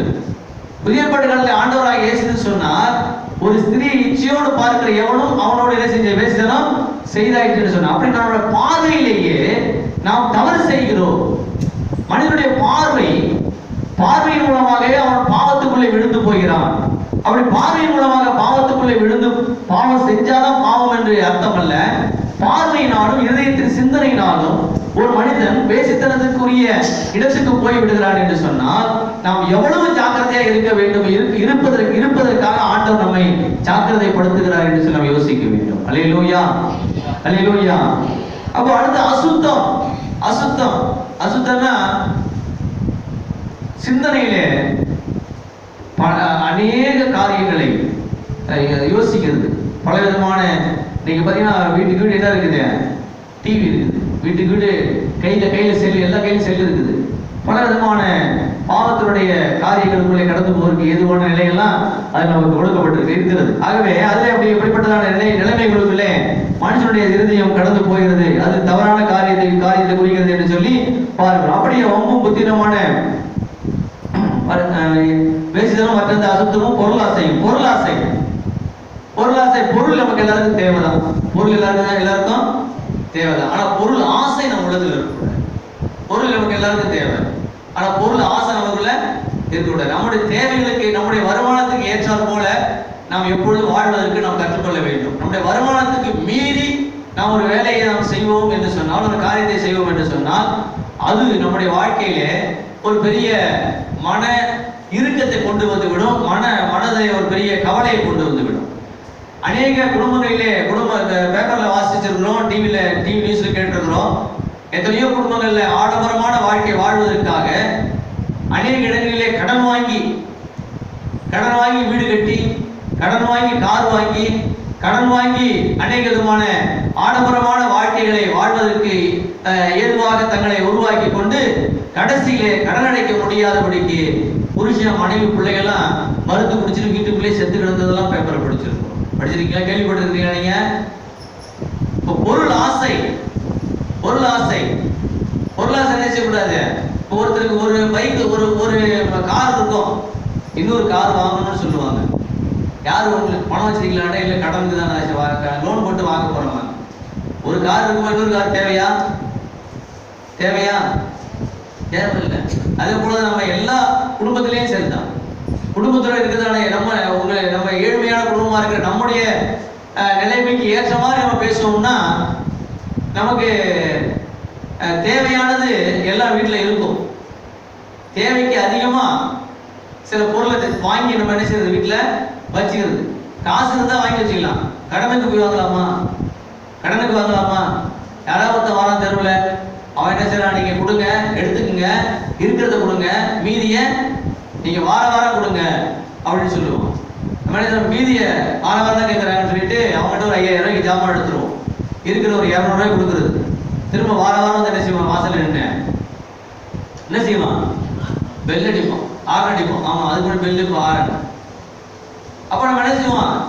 வாரம் வர காசு இருக்குமா? அன்னைக்கு 200 ரூபா இருந்துச்சு, கொடுத்தாச்சு. அது வரும்போது காசு இருக்குமா? காசு இருக்காது. அப்புறம் என்ன செய்வோம்? வீட்டுக்குள்ள போய் நின்றுட்டு என்ன செய்ய வேண்டியதா இருக்கும்? பொய் சொல்ல வேண்டியதா இருக்கும். நான் அடுத்த வாரம் வர சொல்லி அம்மா வீட்டுல இல்லைன்னு போய் சொல்லி பிள்ளைகிட்ட சொல்லி அனுப்புறது. இப்ப இந்த பிள்ளைக்கு இப்பவே என்ன செய்யறது? பொய் சொல்ல கத்து கொடுக்குறது. அது என்ன செய்யும்? அது நம்ம சின்ன பொய் சொல்லணும், அது பெரிய பொய் சொல்லி நாட்டை ஏமாத்திட்டு போயிடுது. அப்படிப்பட்டதான நிலைமைக்கு கொண்டு வரதுக்கு யார் காரணமா இருக்கிறோம்னா நாம தான் காரணமா இருக்கிறோம். ஆக அப்படிப்பட்டதான காரியங்களுக்கு நாம் என்ன செய்யக்கூடாது? நம்முடைய உள்ளத்தை விட்டு கொடுக்க கூடாது. பொருளாசை நமக்கு இருக்கக்கூடாது. நமக்கு என்ன இருக்கோ இருக்கிறதை வைத்து நிறைவாய் வாழ்வதற்கு நாம் கற்றுக்கொள்ள வேண்டும்.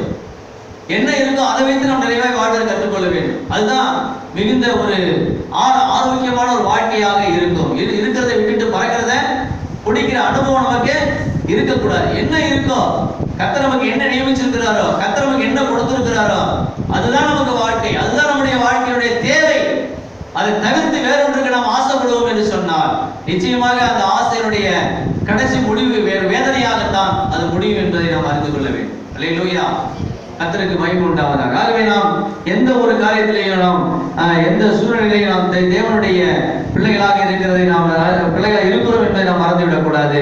அவர் சொல்லுகிற பிரகாரமாகவே நம்முடைய வாழ்க்கையை நாம் அமைத்துக் கொள்ள வேண்டியது அவசியமாக இருக்கிறது. ஆகவே பொருளாசை என்று சொல்வதான பொருளாசை, வம்பு, புத்தினமான பேச்சு, பரியாசமான வார்த்தைகள், அதாவது தகாதவைகள் என்று சொல்லி பார்க்கிறோம். பரியாசமான வார்த்தைகள், அனைவருடைய வாயில பரியாசமான வார்த்தைகள் வந்துட்டே இருக்கும். பரியாசமான வார்த்தை என்ன சொன்னீங்க? பரியாசத்துக்கு சொன்னேன்.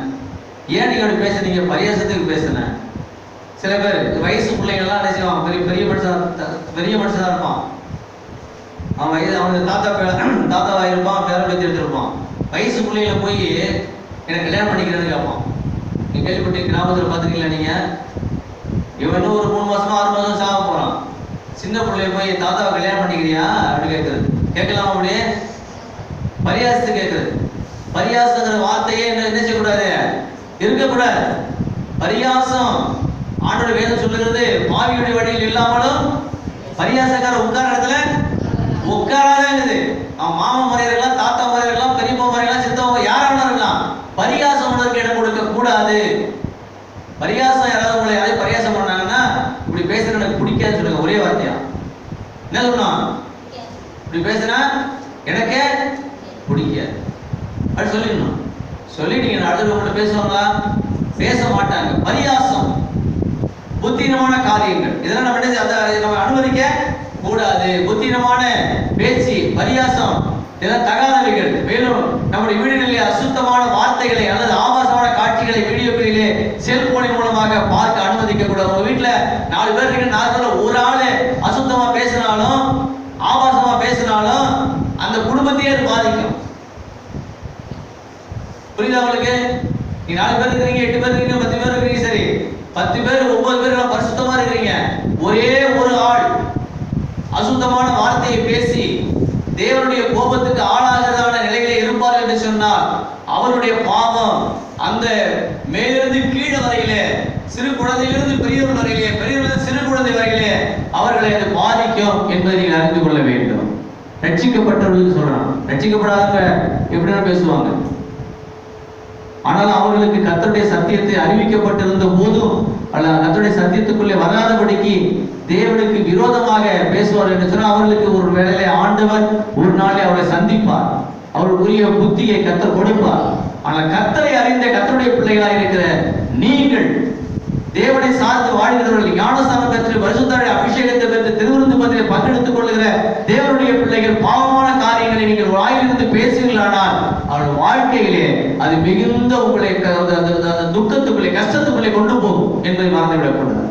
யாரா வேணாலும் இருக்கலாம், சின்ன பிள்ளைகளா பெரியவர்களா. புத்தினமான பேச்சு, பரியாசம் தகாதவைகள். நம்முடைய வீடுகளிலே அசுத்தமான வார்த்தைகளை பேசக்கூடாது.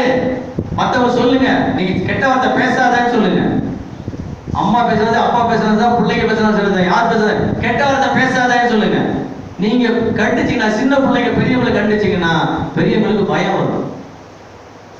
நீயே பேசுற, நான் பேசுறதுக்கு எப்படி கண்டிக்க முடியும்? நீயே தப்பு செஞ்ச, நான் தப்பு செஞ்ச எப்படி கண்டிக்க முடியுமா? அப்படி கேளுங்க. கேட்டீங்கன்னா பேசுங்க. அல்லேலூயா.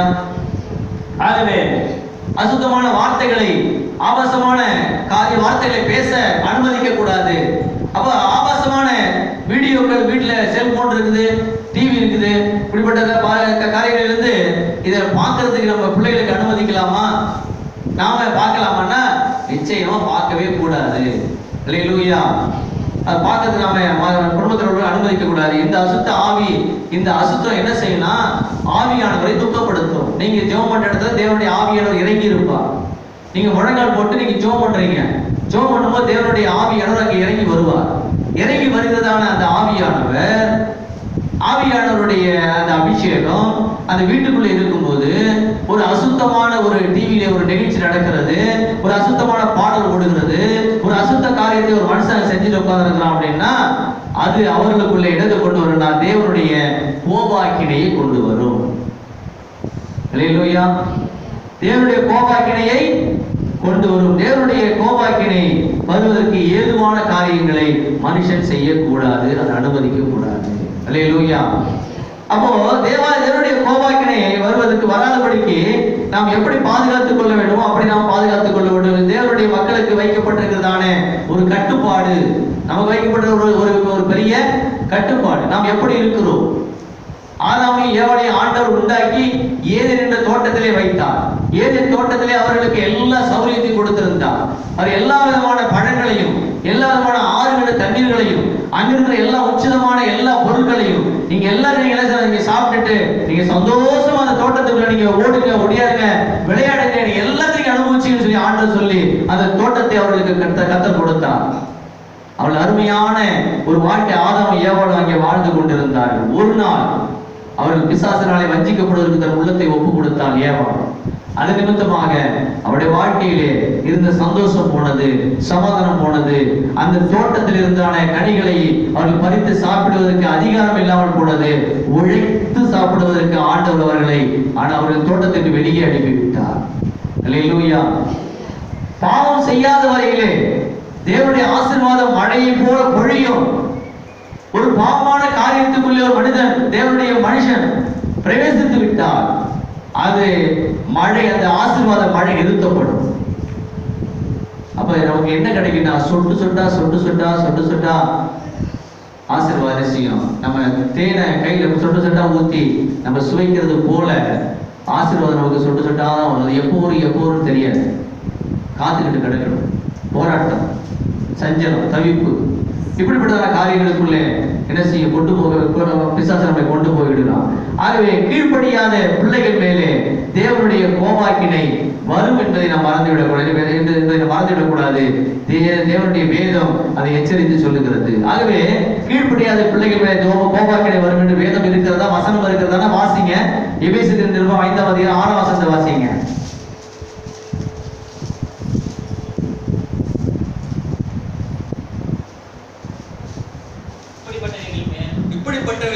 நிமித்தமாக கீழ்ப்படியாமையின் பிள்ளைகள் மேல் தேவ கோபாக்கினை வருவதால் ஒருவனும் உங்களை வீண் வார்த்தைகளினாலே மோசம் போக்காதபடிக்கு எச்சரிக்கையாய் இருங்கள். அல்லேலூயா. எப்படி இருக்குதா? இப்படிப்பட்ட நிமித்தமாக கீழ்ப்படியாமையின் பிள்ளைகள் மேலே, கீழ்ப்படியாத பிள்ளைகள் மேலே தேவனுடைய கோபாக்கினை வரும். கர்த்தரை அறிந்திருக்கிற, கர்த்தருடைய ஆலயத்திலே தேவனுடைய சத்தத்தை கேட்ட, தேவனுடைய வார்த்தையை தன்னுடைய செவியிலே கேட்டு இதயத்திலே சிந்தித்த, தேவனாலே ஆசீர்வாதத்தை பெற்றுக்கொண்ட, தேவனாலே தேவனுடைய கரத்தினாலே நன்மையை பெற்றுக்கொண்ட எந்த ஒரு மனுஷனும், எந்த ஒரு மனுஷியும் ஆண்டவருக்கு விரோதமாக ஒரு காரியத்தை செய்வதற்கு தன் உள்ளத்திலே துணிகரம் கொண்டார். அந்த துணிகரத்தின் நிமித்தமாக தேவனுடைய கோபத்தினுடைய ஆக்கினை அவர்களுக்குள்ளே வந்து அவர்களை விசாரிக்கும் என்பதை மறந்துவிடக்கூடாது. யாராக இருந்தாலும் சரி விசாரிக்கும். ஒரு மனுஷன் ஜெபம் பண்ணிட்டு இருக்கிறான், ஒரு மனுஷனுடைய தேவனோடு கூட பேசிட்டு இருக்கிறான்.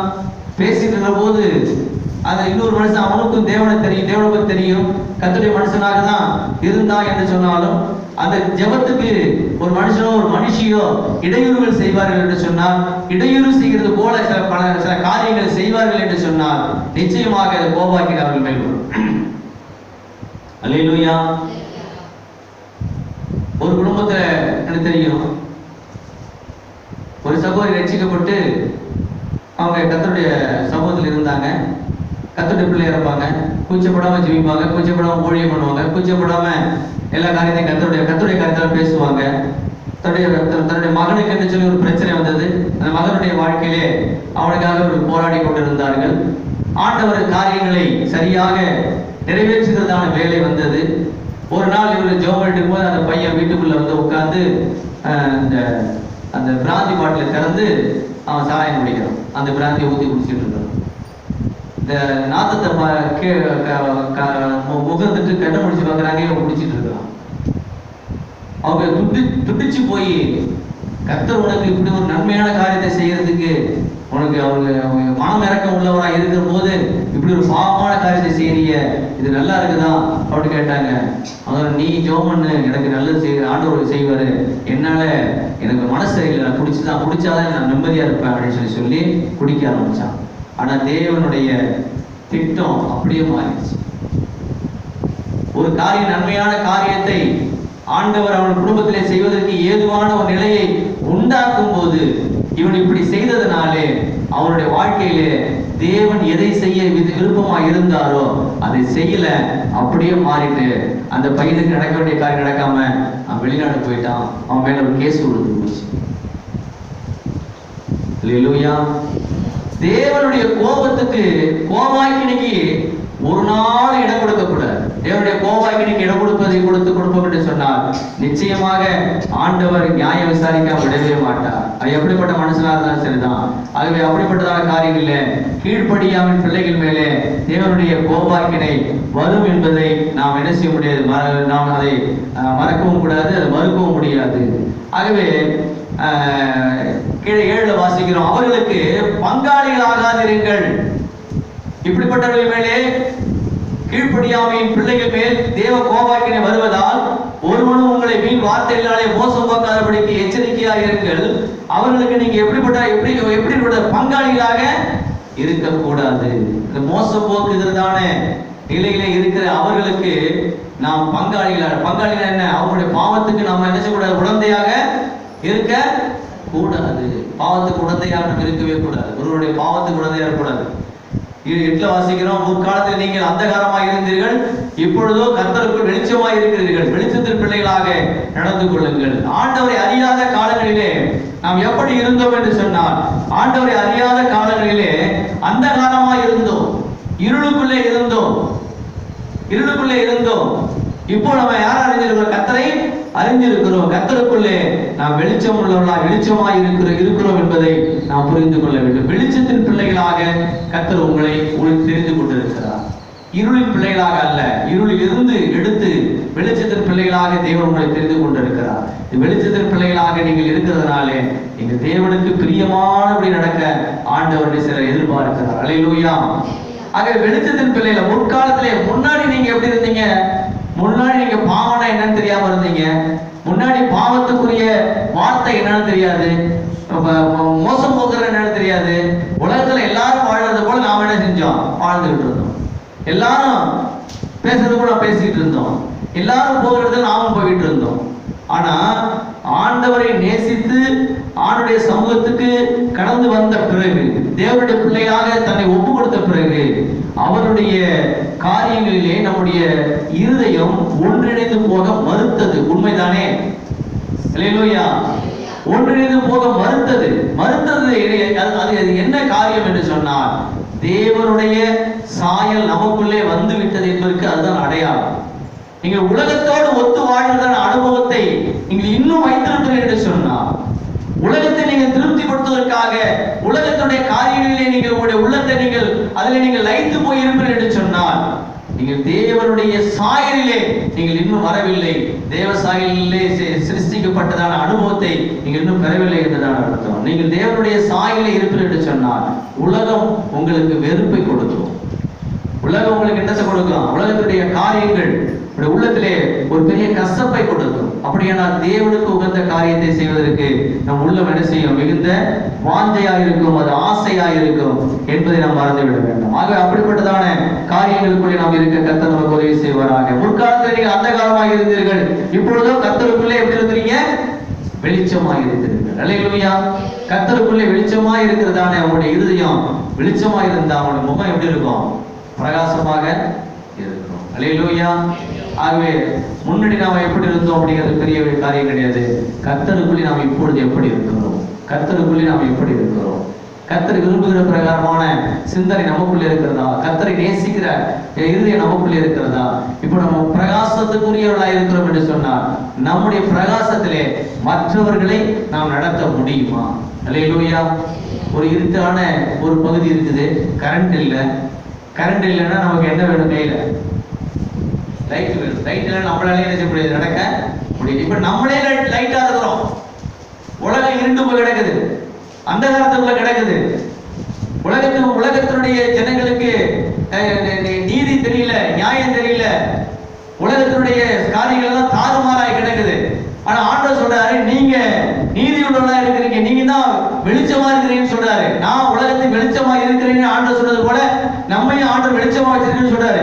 நம்மளுடைய வெளிச்சத்துல எத்தனை பேர் நம்ம வழி நடத்தி கொண்டு இருக்கிறோம்?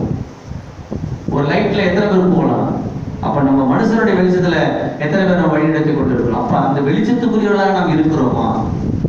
நம்முடைய சிந்தனை வெளிச்சத்துக்குரியதா இருக்குதா? நம்முடைய வாயில் வரக்கூடிய வார்த்தை வெளிச்சத்துக்குரியதா இருக்குதா? நம்முடைய கண்ணின் பார்வை வெளிச்சத்துக்குரியதா இருக்குதா? நம்ம எப்படிப்பட்ட வெளிச்சத்தோடுகளாக நாம் இருக்கிறோம்? அல்லேலூயா. ஆகவே வெளிச்சம் நமக்குள்ளே வந்திருக்கிறது, அது இருளாக மாறுவதற்கு நான் இடம் கொடுக்கப்படாது. அல்லேலூயா. பாருங்க, சாலமோன் என்று சொல்றதா ஒரு ஞானி சாலமோன். சாலமோனுடைய வெளிச்சம், சாலமோனுக்கு ஆண்டவர் பெரிய ஞானத்தை கொடுத்தார். சாலமோனுக்கு ஆண்டவர் பெரிய ஞானத்தை கொடுத்தார் என்று சொன்னால், சாலமோனை போல ஞானம் உள்ளவன் அவனுக்கு முன்னாடி இருந்ததில்லை, அவனுக்கு பின்னாடி இருந்ததில்லை என்று சொல்லி வேதம் சொல்லுகிறது. ஏன்னா ஆண்டவர் அவனிடத்துல கேட்டாரு, நான் உனக்கு என்ன செய்யணும் அப்படின்னு கேட்கும் போது அவன் என்ன சொன்னான்னா, ஜனங்களை நியாயம் விசாரிப்பதற்கு ஏதுவான எனக்கு நல்ல ஞானத்தை தரணும்னு சொல்லி அவன் கேட்டான். கேட்டதுனால ஆண்டவர் என்ன செஞ்சார்? விசேஷித்த விதமாக அவனை ஆசீர்வதித்தார் என்று சொல்லி பார்க்கிறோம். வாசிக்கலாம் 2 நாளாகமத்தின் புஸ்தகம் 1ஆம் அதிகாரம் 11-12. அப்பொழுது தேவன் சாலமோனை நோக்கி, இந்த விருப்பம் உன் இதயத்தில் இருந்தபடியாலும் நீ ஐஸ்வர்யத்தையும் சம்பத்தையும் கனத்தையும் பகையினை பிராணனையும் நீடித்த ஆயுசையும் கேளாமல் நான் உன்னை அரசால பண்ணின என் ஜனத்தை நியாயம் விசாரிக்கத்தக்க ஞானத்தையும் விவேகத்தையும் நீ கேட்டபடினாலும் ஞானமும் விவேகமும் தரித்திருக்கிறது அல்லாமல் உனக்கு முன் இருந்த ராஜாக்களாகிலும் உனக்கு பின் இருக்கும் ராஜாக்களாகிலும் இல்லாத ஐஸ்வர்யத்தையும் சம்பத்தையும் கனத்தையும் உனக்கு தருவேன் என்றார். பாருங்க, ஞானி தாவீதுடைய மகனாகிய சாலமோன். அந்த சாலமோன் அரசாளும்படியாக அங்கே ஒரு வாய்ப்பு சாலமோன் ராஜா தாவீது மூலமாக சாலமோன் ராஜாவுக்கு ஆண்டவர் கொடுத்தார். இப்ப கொடுக்கும்போது 10 வாசிக்கிறேன். நான் இந்த ஜனத்திற்கு முன்பாக போக்குவரத்துமாய் இருக்க தக்க ஞானத்தை அறிவையும் எனக்கு தந்துள்ளும், ஏராளமாய் இருக்கிறது உம்முடைய ஜனத்தை நியாயம் விசாரிக்கத்தக்கவன் யார் என்று சொல்லி அவன் ஆண்டவர் கேட்கிறான். 9ஆம் வசனத்தை வாசிக்கும் போது, தேவனாகிய கர்த்தாவே, நீர் என் தகப்பனாகிய தாவீதுக்கு அருளின உமது வாக்குத்தத்தங்கள் உறுதிப்படுவதாக. தேவரீர் பூமியின் தூளத்தனை ஏராளமான ஜனத்தின் மேலே என்னை ராஜாவாக. அப்ப எவ்வளவு ஜனங்கள்னா எண்ண முடியாத ஜனங்களை கொண்டு அவன் ராஜாவாக அங்கே அபிஷேகம் பண்ணப்பட்டிருக்கிறான். அந்த ராஜாவாக அபிஷேகம் பண்ணப்பட்டிருக்கிற அவன் ஆண்டவர்களே கேட்கிறதான ஒரு காரியம் என்னவென்று சொன்னால், தேவன் சாலமோனை நோக்கி, இந்த விருப்பம் உன் இருதயத்துக்கு ஏற்றபடியானாலும், எந்த விருப்பம்? ஞானத்தையும் அறிவையும் எனக்கு தந்துள்ளும், ஏராளமாய் இருக்கிறது உங்களுடைய ஜனங்களை நியாயம் விசாரிக்கத்தக்கவன் யார் என்று சொல்லி அவன் ஞானத்தையும் அறிவையும் கேட்டதான அந்த விருப்பத்தை குறித்து ஆண்டவர் சொல்லும் போது, உன் இருதயத்தில் இருந்தபடியினாலும் நீ ஐஸ்வர்யத்தையும் சம்பத்தையும் கனத்தையும் உன் பயங்கரின் பிராணனையும் நீடித்த ஆயுசையும் கேளாமல் நான் உன்னை அரசால பண்ணின என் ஜனத்தை நியாயம் விசாரிக்கத்தக்க ஞானத்தையும் விவேகத்தையும் நீ கேட்டபடியினால் என்று சொல்லி அவன் சொல்லுகிறது நாம் இங்கே பார்க்கிறோம். ஆண்டவர் கேட்கும் போது அவன் சொல்றான், எனக்கு என்ன செய்யும்? ஏராளமான ஜனங்களை கொடுத்திருக்கீங்க ஆண்டவரே, எண்ண முடியாத ஜனங்களை ஞானம் கொடுத்திருக்கிறீங்க. இந்த ஜனங்களை நியாயம் விசாரிப்பதற்கு எனக்கு ஞானம் வேணும் என்று சொல்லி கேட்கிறார். அறிவு வேணும் ஆண்டவரே, எனக்கு என்ன வேணும்? அறிவு வேணும், ஞானம் வேணும்னு கேட்கிறான். உடனே ஆண்டவர் பார்த்துட்டு அவரை பார்த்து ரொம்ப சந்தோஷப்படுறார். ரொம்ப சந்தோஷப்பட்டார். என்ன சொல்றாருன்னா, தேவன் சாலமோனை நோக்கி, இந்த விருப்பம் உன் இருதயத்தில் இருந்தபடினால், நீ கேட்கிற இந்த காரியம் உன் இருதயத்தில் இருந்தபடினால், நீ ஐஸ்வர்யத்தை கேட்டிருக்கலாம், சம்பத்தை கேட்டிருக்கலாம், கனத்தை கேட்டிருக்கலாம், பகைஞனை வேட்டையாடி அவனுடைய உடைமைகளை கொள்ளையிடும்படியாக நீ கேட்டிருக்கலாம், அல்லது ஆயுசு நாட்களை பெருகு செய்யும்படி கேட்டிருக்கலாம். இதெல்லாம் நீ கேட்காம நான் உனக்கு கொடுத்த அரசாளுபடி நான் கொடுத்த என்னுடைய ஜனங்களை நியாயம் விசாரிப்பதற்கு உரிய ஞானத்தையும் விவேகத்தையும் நீ கேட்டபடினாலே, இதெல்லாம் கேட்க வேண்டிய நிறைய இருக்கு உனக்கு.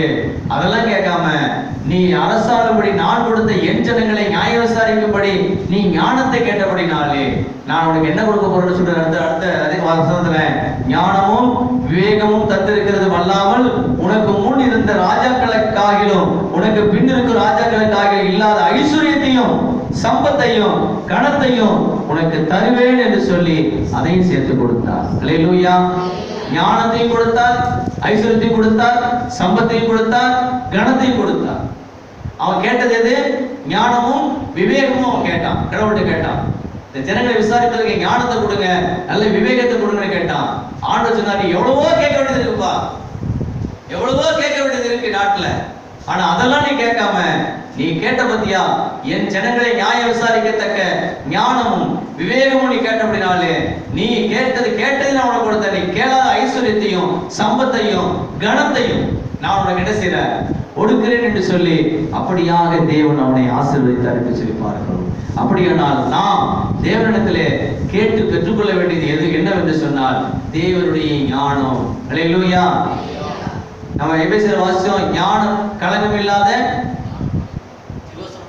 திருவசனமாகிய களங்கமில்லாத ஞானப்பாலின் மேல் வாஞ்சையா இருக்கத்தக்கதாக என்று சொல்லி பார்த்தோம்.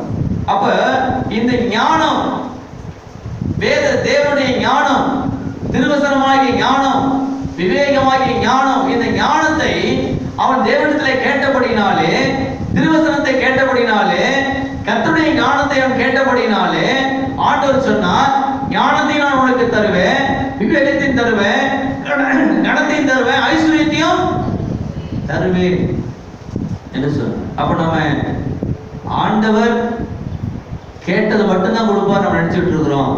ஆனா தேவ சித்தத்தின்படி நாம் கேட்கும் போது நம்ம கேட்காதே கர்த்தர் கொடுப்பார். அல்லேலூயா, அல்லேலூயா. நம்முடைய உள்ளம் எப்படி இருக்கிறது? தேவனுக்குள்ளே, கிறிஸ்துவுக்குள்ளே, ஆண்டுடைய அன்பிலே, நம்பிக்கையிலே, விசுவாசத்திலே நாம் எப்படி இருக்கிறோம்? அது ஆண்டவர் அதை தான் பார்க்கிறாங்க. விசுவாசமா இருக்கிறாங்களா? நம்பிக்கையா இருக்கிறாங்களா? உறுதியா இருக்கிறாங்களா? நான் செய்வேன்னு அவனுடைய உள்ளத்துக்குள்ள ஆழமான ஒரு நம்பிக்கை இருக்கிறதா? நிச்சயமா கர்த்தர் அதை செய்வேன் என்று சொல்லி சொல்கிறார். அல்லேலூயா. அவர் அப்படியாக கர்த்தருடைய மனுஷனாகிய சாலமோனுக்கு ஆண்டவர் இப்படிப்பட்டதான காரியங்களை அவர் செய்து கொடுத்தார். ஆகவே தேவனுடைய ஞானத்தை அவன் கேட்டான். தேவனுடைய ஞானத்தை கேட்டதுனாலே அந்த ஞானத்தையும் கொடுத்தார், ஐஸ்வர்யத்தையும் கொடுத்தார், சம்பத்தையும் கொடுத்தார், கனத்தையும் கொடுத்தார், எல்லா மகிமையான காரியங்களையும் கொடுத்தார். அவனுடைய கீர்த்தி தேசம் எங்கும் பரவினதுனாலே ஒரு ராஜஸ்திரி, சேபாவின் ராஜஸ்திரியாகிய ஒருத்தி அவனை டெஸ்ட் பண்ணும்படியாக, அவனை ஞானத்தை பரிசோதிக்கும்படியாக ஒரு ஸ்திரீ, ஒரு சேபாவுடைய ராஜஸ்திரி என்ன செஞ்சா? இங்கிருந்து புறப்பட்டு கடந்து வந்தாள் என்று சொல்லி கர்த்தருடைய நாமத்தை குறித்து சாலமோனுக்கு உண்டாயிருந்த கீர்த்தி, கர்த்தருடைய நாமத்தை குறித்துனா ஆண்டவர் மேலே வைத்திருந்த அன்பு, ஆண்டவர் மேலே வைத்திருந்த விசுவாசம், ஆண்டவர் மேலே வைத்திருந்த நம்பிக்கை. யார் வைத்திருந்த நம்பிக்கை? சாலமோன் ராஜா வைத்திருந்த நம்பிக்கை.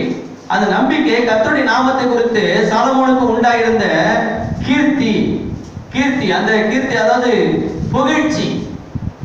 கீர்த்தி என்றால் புகழ்ச்சி. குறித்த சாலமோனுக்கு உண்டாயிருந்த புகழ்ச்சி சேபாவின் ராஜஸ்திரிக்கு கேள்வியான போது, சேபாவில் இருந்ததான ராஜஸ்திரிக்கு சாலமோனை குறித்தான அந்த காரியங்கள் அறிவிக்கப்பட்டது. அவள் தெரிந்து கொண்டதனாலே தேவனாலே இவ்வளவு பெரிய புகழை பெற்றிருக்கிற, இவ்வளவு பெரிய ஐஸ்வர்யத்தை பெற்றிருக்கிற, கனத்தை பெற்றிருக்கிற, கனத்துக்குரிய மனுஷனாக இருக்கிற, ஞானவானாக இருக்கிற ஞானியாகிய சாலமோனை போய் நாம் என்ன செய்யணும்? சந்திக்க வேண்டும் என்று சொல்லி அந்த ஸ்திரீயானவள் அங்கிருந்து புறப்பட்டு வருகிறதை பாருங்கள். எதற்காக வருகிறார்? அவனிடத்திலே கேள்விகளை கேட்டு அவன் ஞானத்தை பரிசோதித்து பார்ப்பதற்காக அவள் கடந்து வருகிறாள். அல்லேலூயா. வரும்போது எப்படி வருகிறார்? இரண்டாவது பார்க்கிறோம், மிகுந்த பரிவாரத்தோடு அந்த ராஜாவை பார்க்கறதுக்கு வருகிறதானே அந்த மகிமை, அந்த அந்த அந்த அந்த அந்த சிநேகத்தை உருவாக்கி கொள்வதற்கான, அந்த உறவு முறையை உருவாக்கி கொள்வதற்காக அவர் கொண்டு வருகிறதான வெகுமதிகள். என்னென்ன வெகுமதிகளை கொண்டு வருகிறார் என்று சொன்னால், மிகுந்த பரிவாரத்தோடும் கந்த வர்க்கங்களையும் மிகுதியான பொன்னையும் ரத்தனங்களையும் சுமக்கிற ஒட்டகங்களோடும் எருசலேமுக்கு வந்தார். ரத்தனங்களை சுமக்கிற ஒட்டகத்துல ரத்தனங்களை ஏற்றிக்கிட்டு, மிகுந்த பொண்ணும் கந்த வர்க்கங்களை எடுத்துக்கிட்டு அவன் எங்க வர்றா? எருசலேமுக்கு வருகிறாள். அவள் சாலமோனிடத்திலே வந்தபோது தன் மனதில் இருந்த எல்லாவற்றையும் குறித்து அவரிடத்திலே சம்பாஷித்தாள் என்று சொல்லி பார்க்கிறோம். கேட்கிறான், அவள் என்னென்ன மனசுல கேட்கணும்னு நினைச்சாலும் எல்லாத்தையும் சாலமோன்ட்ட கேட்கிறான். ஏன்னா அவன் ஞானி, தேவனுடைய ஞானத்தை பெற்றவன், உண்மையிலேயே அவன் ஞானிதானா என்று சொல்லி அவன் பரிசோதித்து பார்க்கிறான். பார்க்கும்போது கேட்கிறா, 3ல வாசிங்க.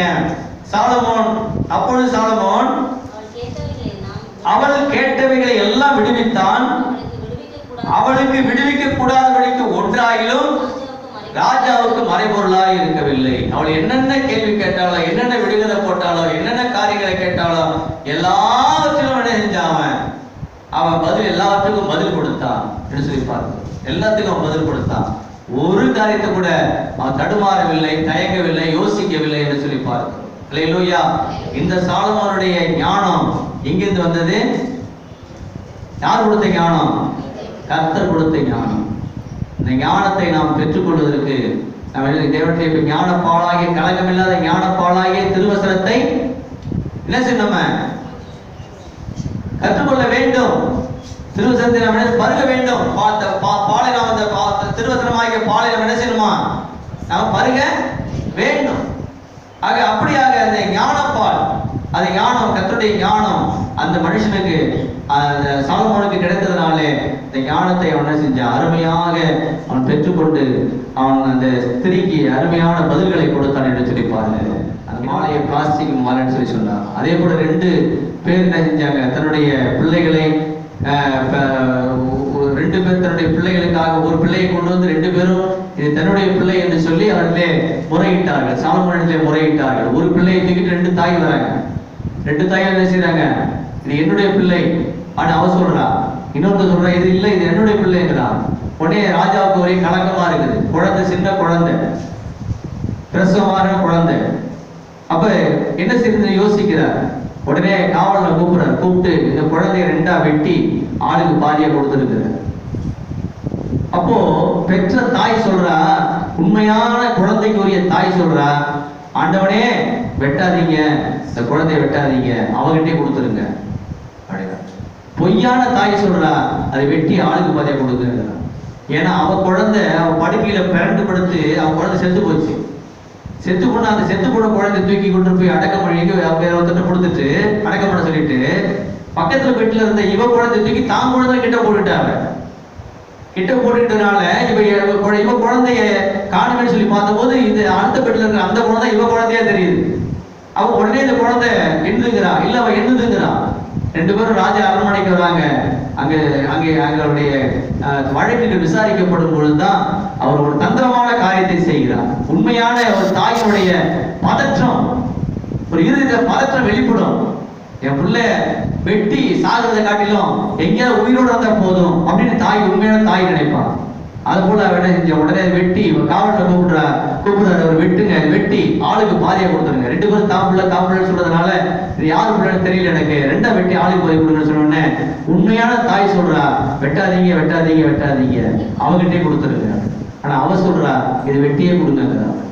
சாலமோன் ராஜா தன்னை ஞானத்துல யோகித்தான், இவள்தான் உண்மையான தாய், இவகிட்டே பிள்ளைய கொடு, அவளதையும் ஜெயில போடு.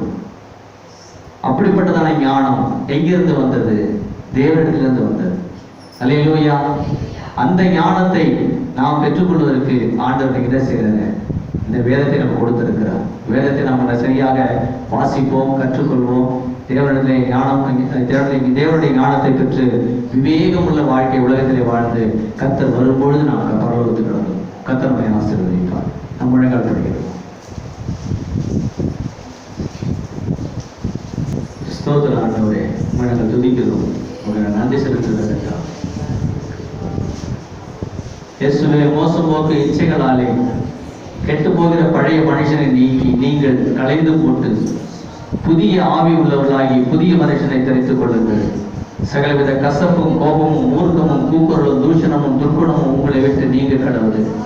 ஒருவருக்கொருவர் உங்களுக்கு தேவன் உங்களுக்கு மன்னித்தது போல நீங்கள் மன்னித்து சாந்தமாய் நீங்கள் உங்களை கத்தருக்குள்ளே நீங்கள் பலப்படுத்திக் கொள்ள வேண்டும் என்று சொல்லி ஆண்டவர் சொல்லி இருக்கிறார்.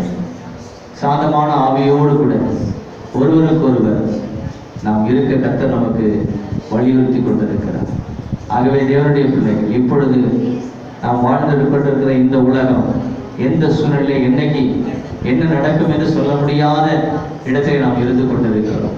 இந்த நாட்களிலே நாம் பரிசுத்தமுள்ளவர்களாக இருக்க வேண்டும், தேவனுக்கு பயந்தவர்களாக இருக்க வேண்டும், தேவனுக்கு ஏற்றபடி நடக்க வேண்டும். பொருளாசை, வம்பு, புத்தீனமான பேச்சு, பரியாச வார்த்தைகள், பரிசுத்தமில்லாத காரியங்கள், வேசித்தன முகாந்திரம், இவைகளுக்கெல்லாம் விலகி தேவனை சார்ந்து வாழக்கூடிய வாழ்க்கையை நாம் பெற்றுக்கொள்ள வேண்டும். நம்முடைய வீடுகளிலே அசுத்தமான வார்த்தைகளை பேசக்கூடாது, ஆபாச காட்சிகளை வீடியோவை பார்க்கக்கூடாது, செல்போனிலே பார்க்கக்கூடாது. பரிசுத்த ஆவியானவரை துக்கப்படுத்துகிறதான அனுபவமாக இது மாறும். தேவனுடைய மக்களுக்கு என்று வைக்கப்பட்டிருக்கிற ஒழுக்க கட்டுப்பாட்டு நெறிகளிலே ஆதாம் ஏவாள் மீறி போனது போல இன்றைக்கு மீறி போகிற அனுபவத்துக்குள்ளே தேவஜனங்கள் வரக்கூடாது. கீழ்ப்படியாத பிள்ளைகள் மேலே தேவனுடைய கோபாக்கினை வரும் என்று சொல்லப்பட்டிருக்கிறது. கீழ்ப்படியாத பிள்ளைகள் மேலே தேவனுடைய கோபாக்கினை வருவதால் நீங்க வரும் என்பதை அறிந்தவர்களாக அவர்களுக்கு பங்காளிகள் ஆகாதீர்கள் என்று சொல்லப்பட்டிருக்கிறது. முற்காலத்தில் நீங்கள் அந்தகாரமாய் இருந்தீர்கள், இப்பொழுதோ கர்த்தருக்குள்ளே வெளிச்சமாய் இருக்கிறீர்கள். அந்த வெளிச்சம் உங்களிலே அணைந்து போகாதபடி தேவன் உங்களை பாதுகாத்துக் கொள்ள நம்ம எல்லாம் கர்த்தரை ஸ்தோத்திரம் பண்ணுவோமா? ஹல்லேலூயா. நன்றி ஆண்டவரே, நன்றியோடு நாங்கள் உம்மை துதிக்கிறோம் துதிக்கிறோம் துதிக்கிறோம் துதிக்கிறோம் துதிக்கிறோம் நன்றி செலுத்துகிற தகப்பனே. ஹல்லேலூயா ஹல்லேலூயா ஹல்லேலூயா. ஆமென் ஆமென் ஆமென். கிருபை இரக்கம் அன்புடைய அறிந்த எங்கள் பரலோக பிதாவே உமக்கு நன்றி செலுத்துகிறோம். இந்த நாளிலே கர்த்தாவே ஸ்தோத்திரம். ஆண்டவரே, இந்த கர்த்தாவே பொல்லாத உலகத்திலே ஆண்டவரே கர்த்தாவே நாங்கள் வாழ்ந்து கொண்டிருக்கிறோம். இன்றைக்கு ஆண்டவரே கர்த்தாவே இருக்கிறதான எல்லா காரியங்களும் எங்களுடைய உள்ளங்களை கர்த்தாவே ஸ்தோத்திரம் ஆண்டவரே இயேசுவே வழி விலகி போக செய்கிற கரை திரை ஆண்டவரே கர்த்தாவே நிறைந்த இந்த சமுதாயத்தை கெடுத்து பரவி கொண்டிருக்கிற ஆண்டவரே தேவனுக்கு பிரியமில்லாத பிசாசுடைய ஒழுக்கக்கேடான காரியங்கள் ஆண்டவரே கர்த்தாவே தன்னுடைய பிள்ளைகளை கர்த்தாவே ஸ்தோத்திர குடும்பங்களை கெடுத்து விடாதபடிக்கு ஆண்டவரே கர்த்தாவே ஸ்தோத்திர கர்த்தாவே அவை எல்லாவற்றையும் ஆண்டவரே ஒதுக்கி தள்ளி ஆண்டவரே தேவனுடைய சமூகத்திலே தன்னை ஆண்டவரை ஒப்பு கொடுத்து தேவ நீதிக்கு ஆண்டவரே கர்த்தாவே ஸ்தோத்திர கர்த்தாவே இயேசுவே தன்னை ஆண்டவரை அர்ப்பணித்து வாழ்கிற ஆண்டவரே பிள்ளைகளாக ஒவ்வொருவரும் வாழ வேண்டும் என்று சொல்லி விரும்புகிறபடினாலே மோசப்போக்கு இச்சைகளாலே கெட்டு போகிற பழைய மனுஷனை களைந்து போட்டு ஆண்டவரே இயேசுவே புதிதான ஆவியுடையவர்களாக உடைய பிள்ளைகள் வளர கர்த்தாவே நாங்கள் உமக்கு நன்றி செலுத்துகிறோம். கர்த்தாவே உடைய கரத்திலே கர்த்தா ஒப்பு கொடுக்கிறோம். கர்த்ததாவை பொருட்படுத்திக் கொள்வீராக. எல்லாவற்றையும் கர்த்ததா விசேஷ விதமாய் கர்த்தர் நடத்தி உடைய நாமத்துக்கு மகிமை உண்டாகும்படி கர்த்தர் செய்வீராக. எல்லா துதி கன மகிமையெல்லாம் உமைக்கே செலுத்துகிறோம். கர்த்தரை வேட்புறமாக இருக்கிற எங்கள் இயேசுவின் நாமத்தில் வேண்டிக் கொள்கிறோம் பிதாவே. ஆமென். ஆத்துமாவே கர்த்தரை ஸ்தோத்திரி, பொருளுள்ள பரிசுத்த நாமத்தை ஸ்தோத்திரி. என் ஆத்துமாவே கர்த்தரை ஸ்தோத்திரி, அவர் செய்த சகல உபகாரங்களையும் மறவாதே. ஆமென். கர்த்தராகிய இயேசுவின் கிருபையும் பிதாவாகிய தேவனுடைய அன்பும் பரிசுத்த வன்னியையும் சிநேகமும் சமாதானமும் நம்மோடு உலகத்திற்கு சகல பரிசுத்தவான்களோடு கூட இருப்பதாக. ஆமென் ஆமென். அல்லேலூயா அல்லேலூயா அல்லேலூயா. கர்த்தர் உங்களை ஆசீர்வதிப்பார். ஒருவரை ஒருவர் வாழ்த்து செல்லுங்கள். கர்த்தர்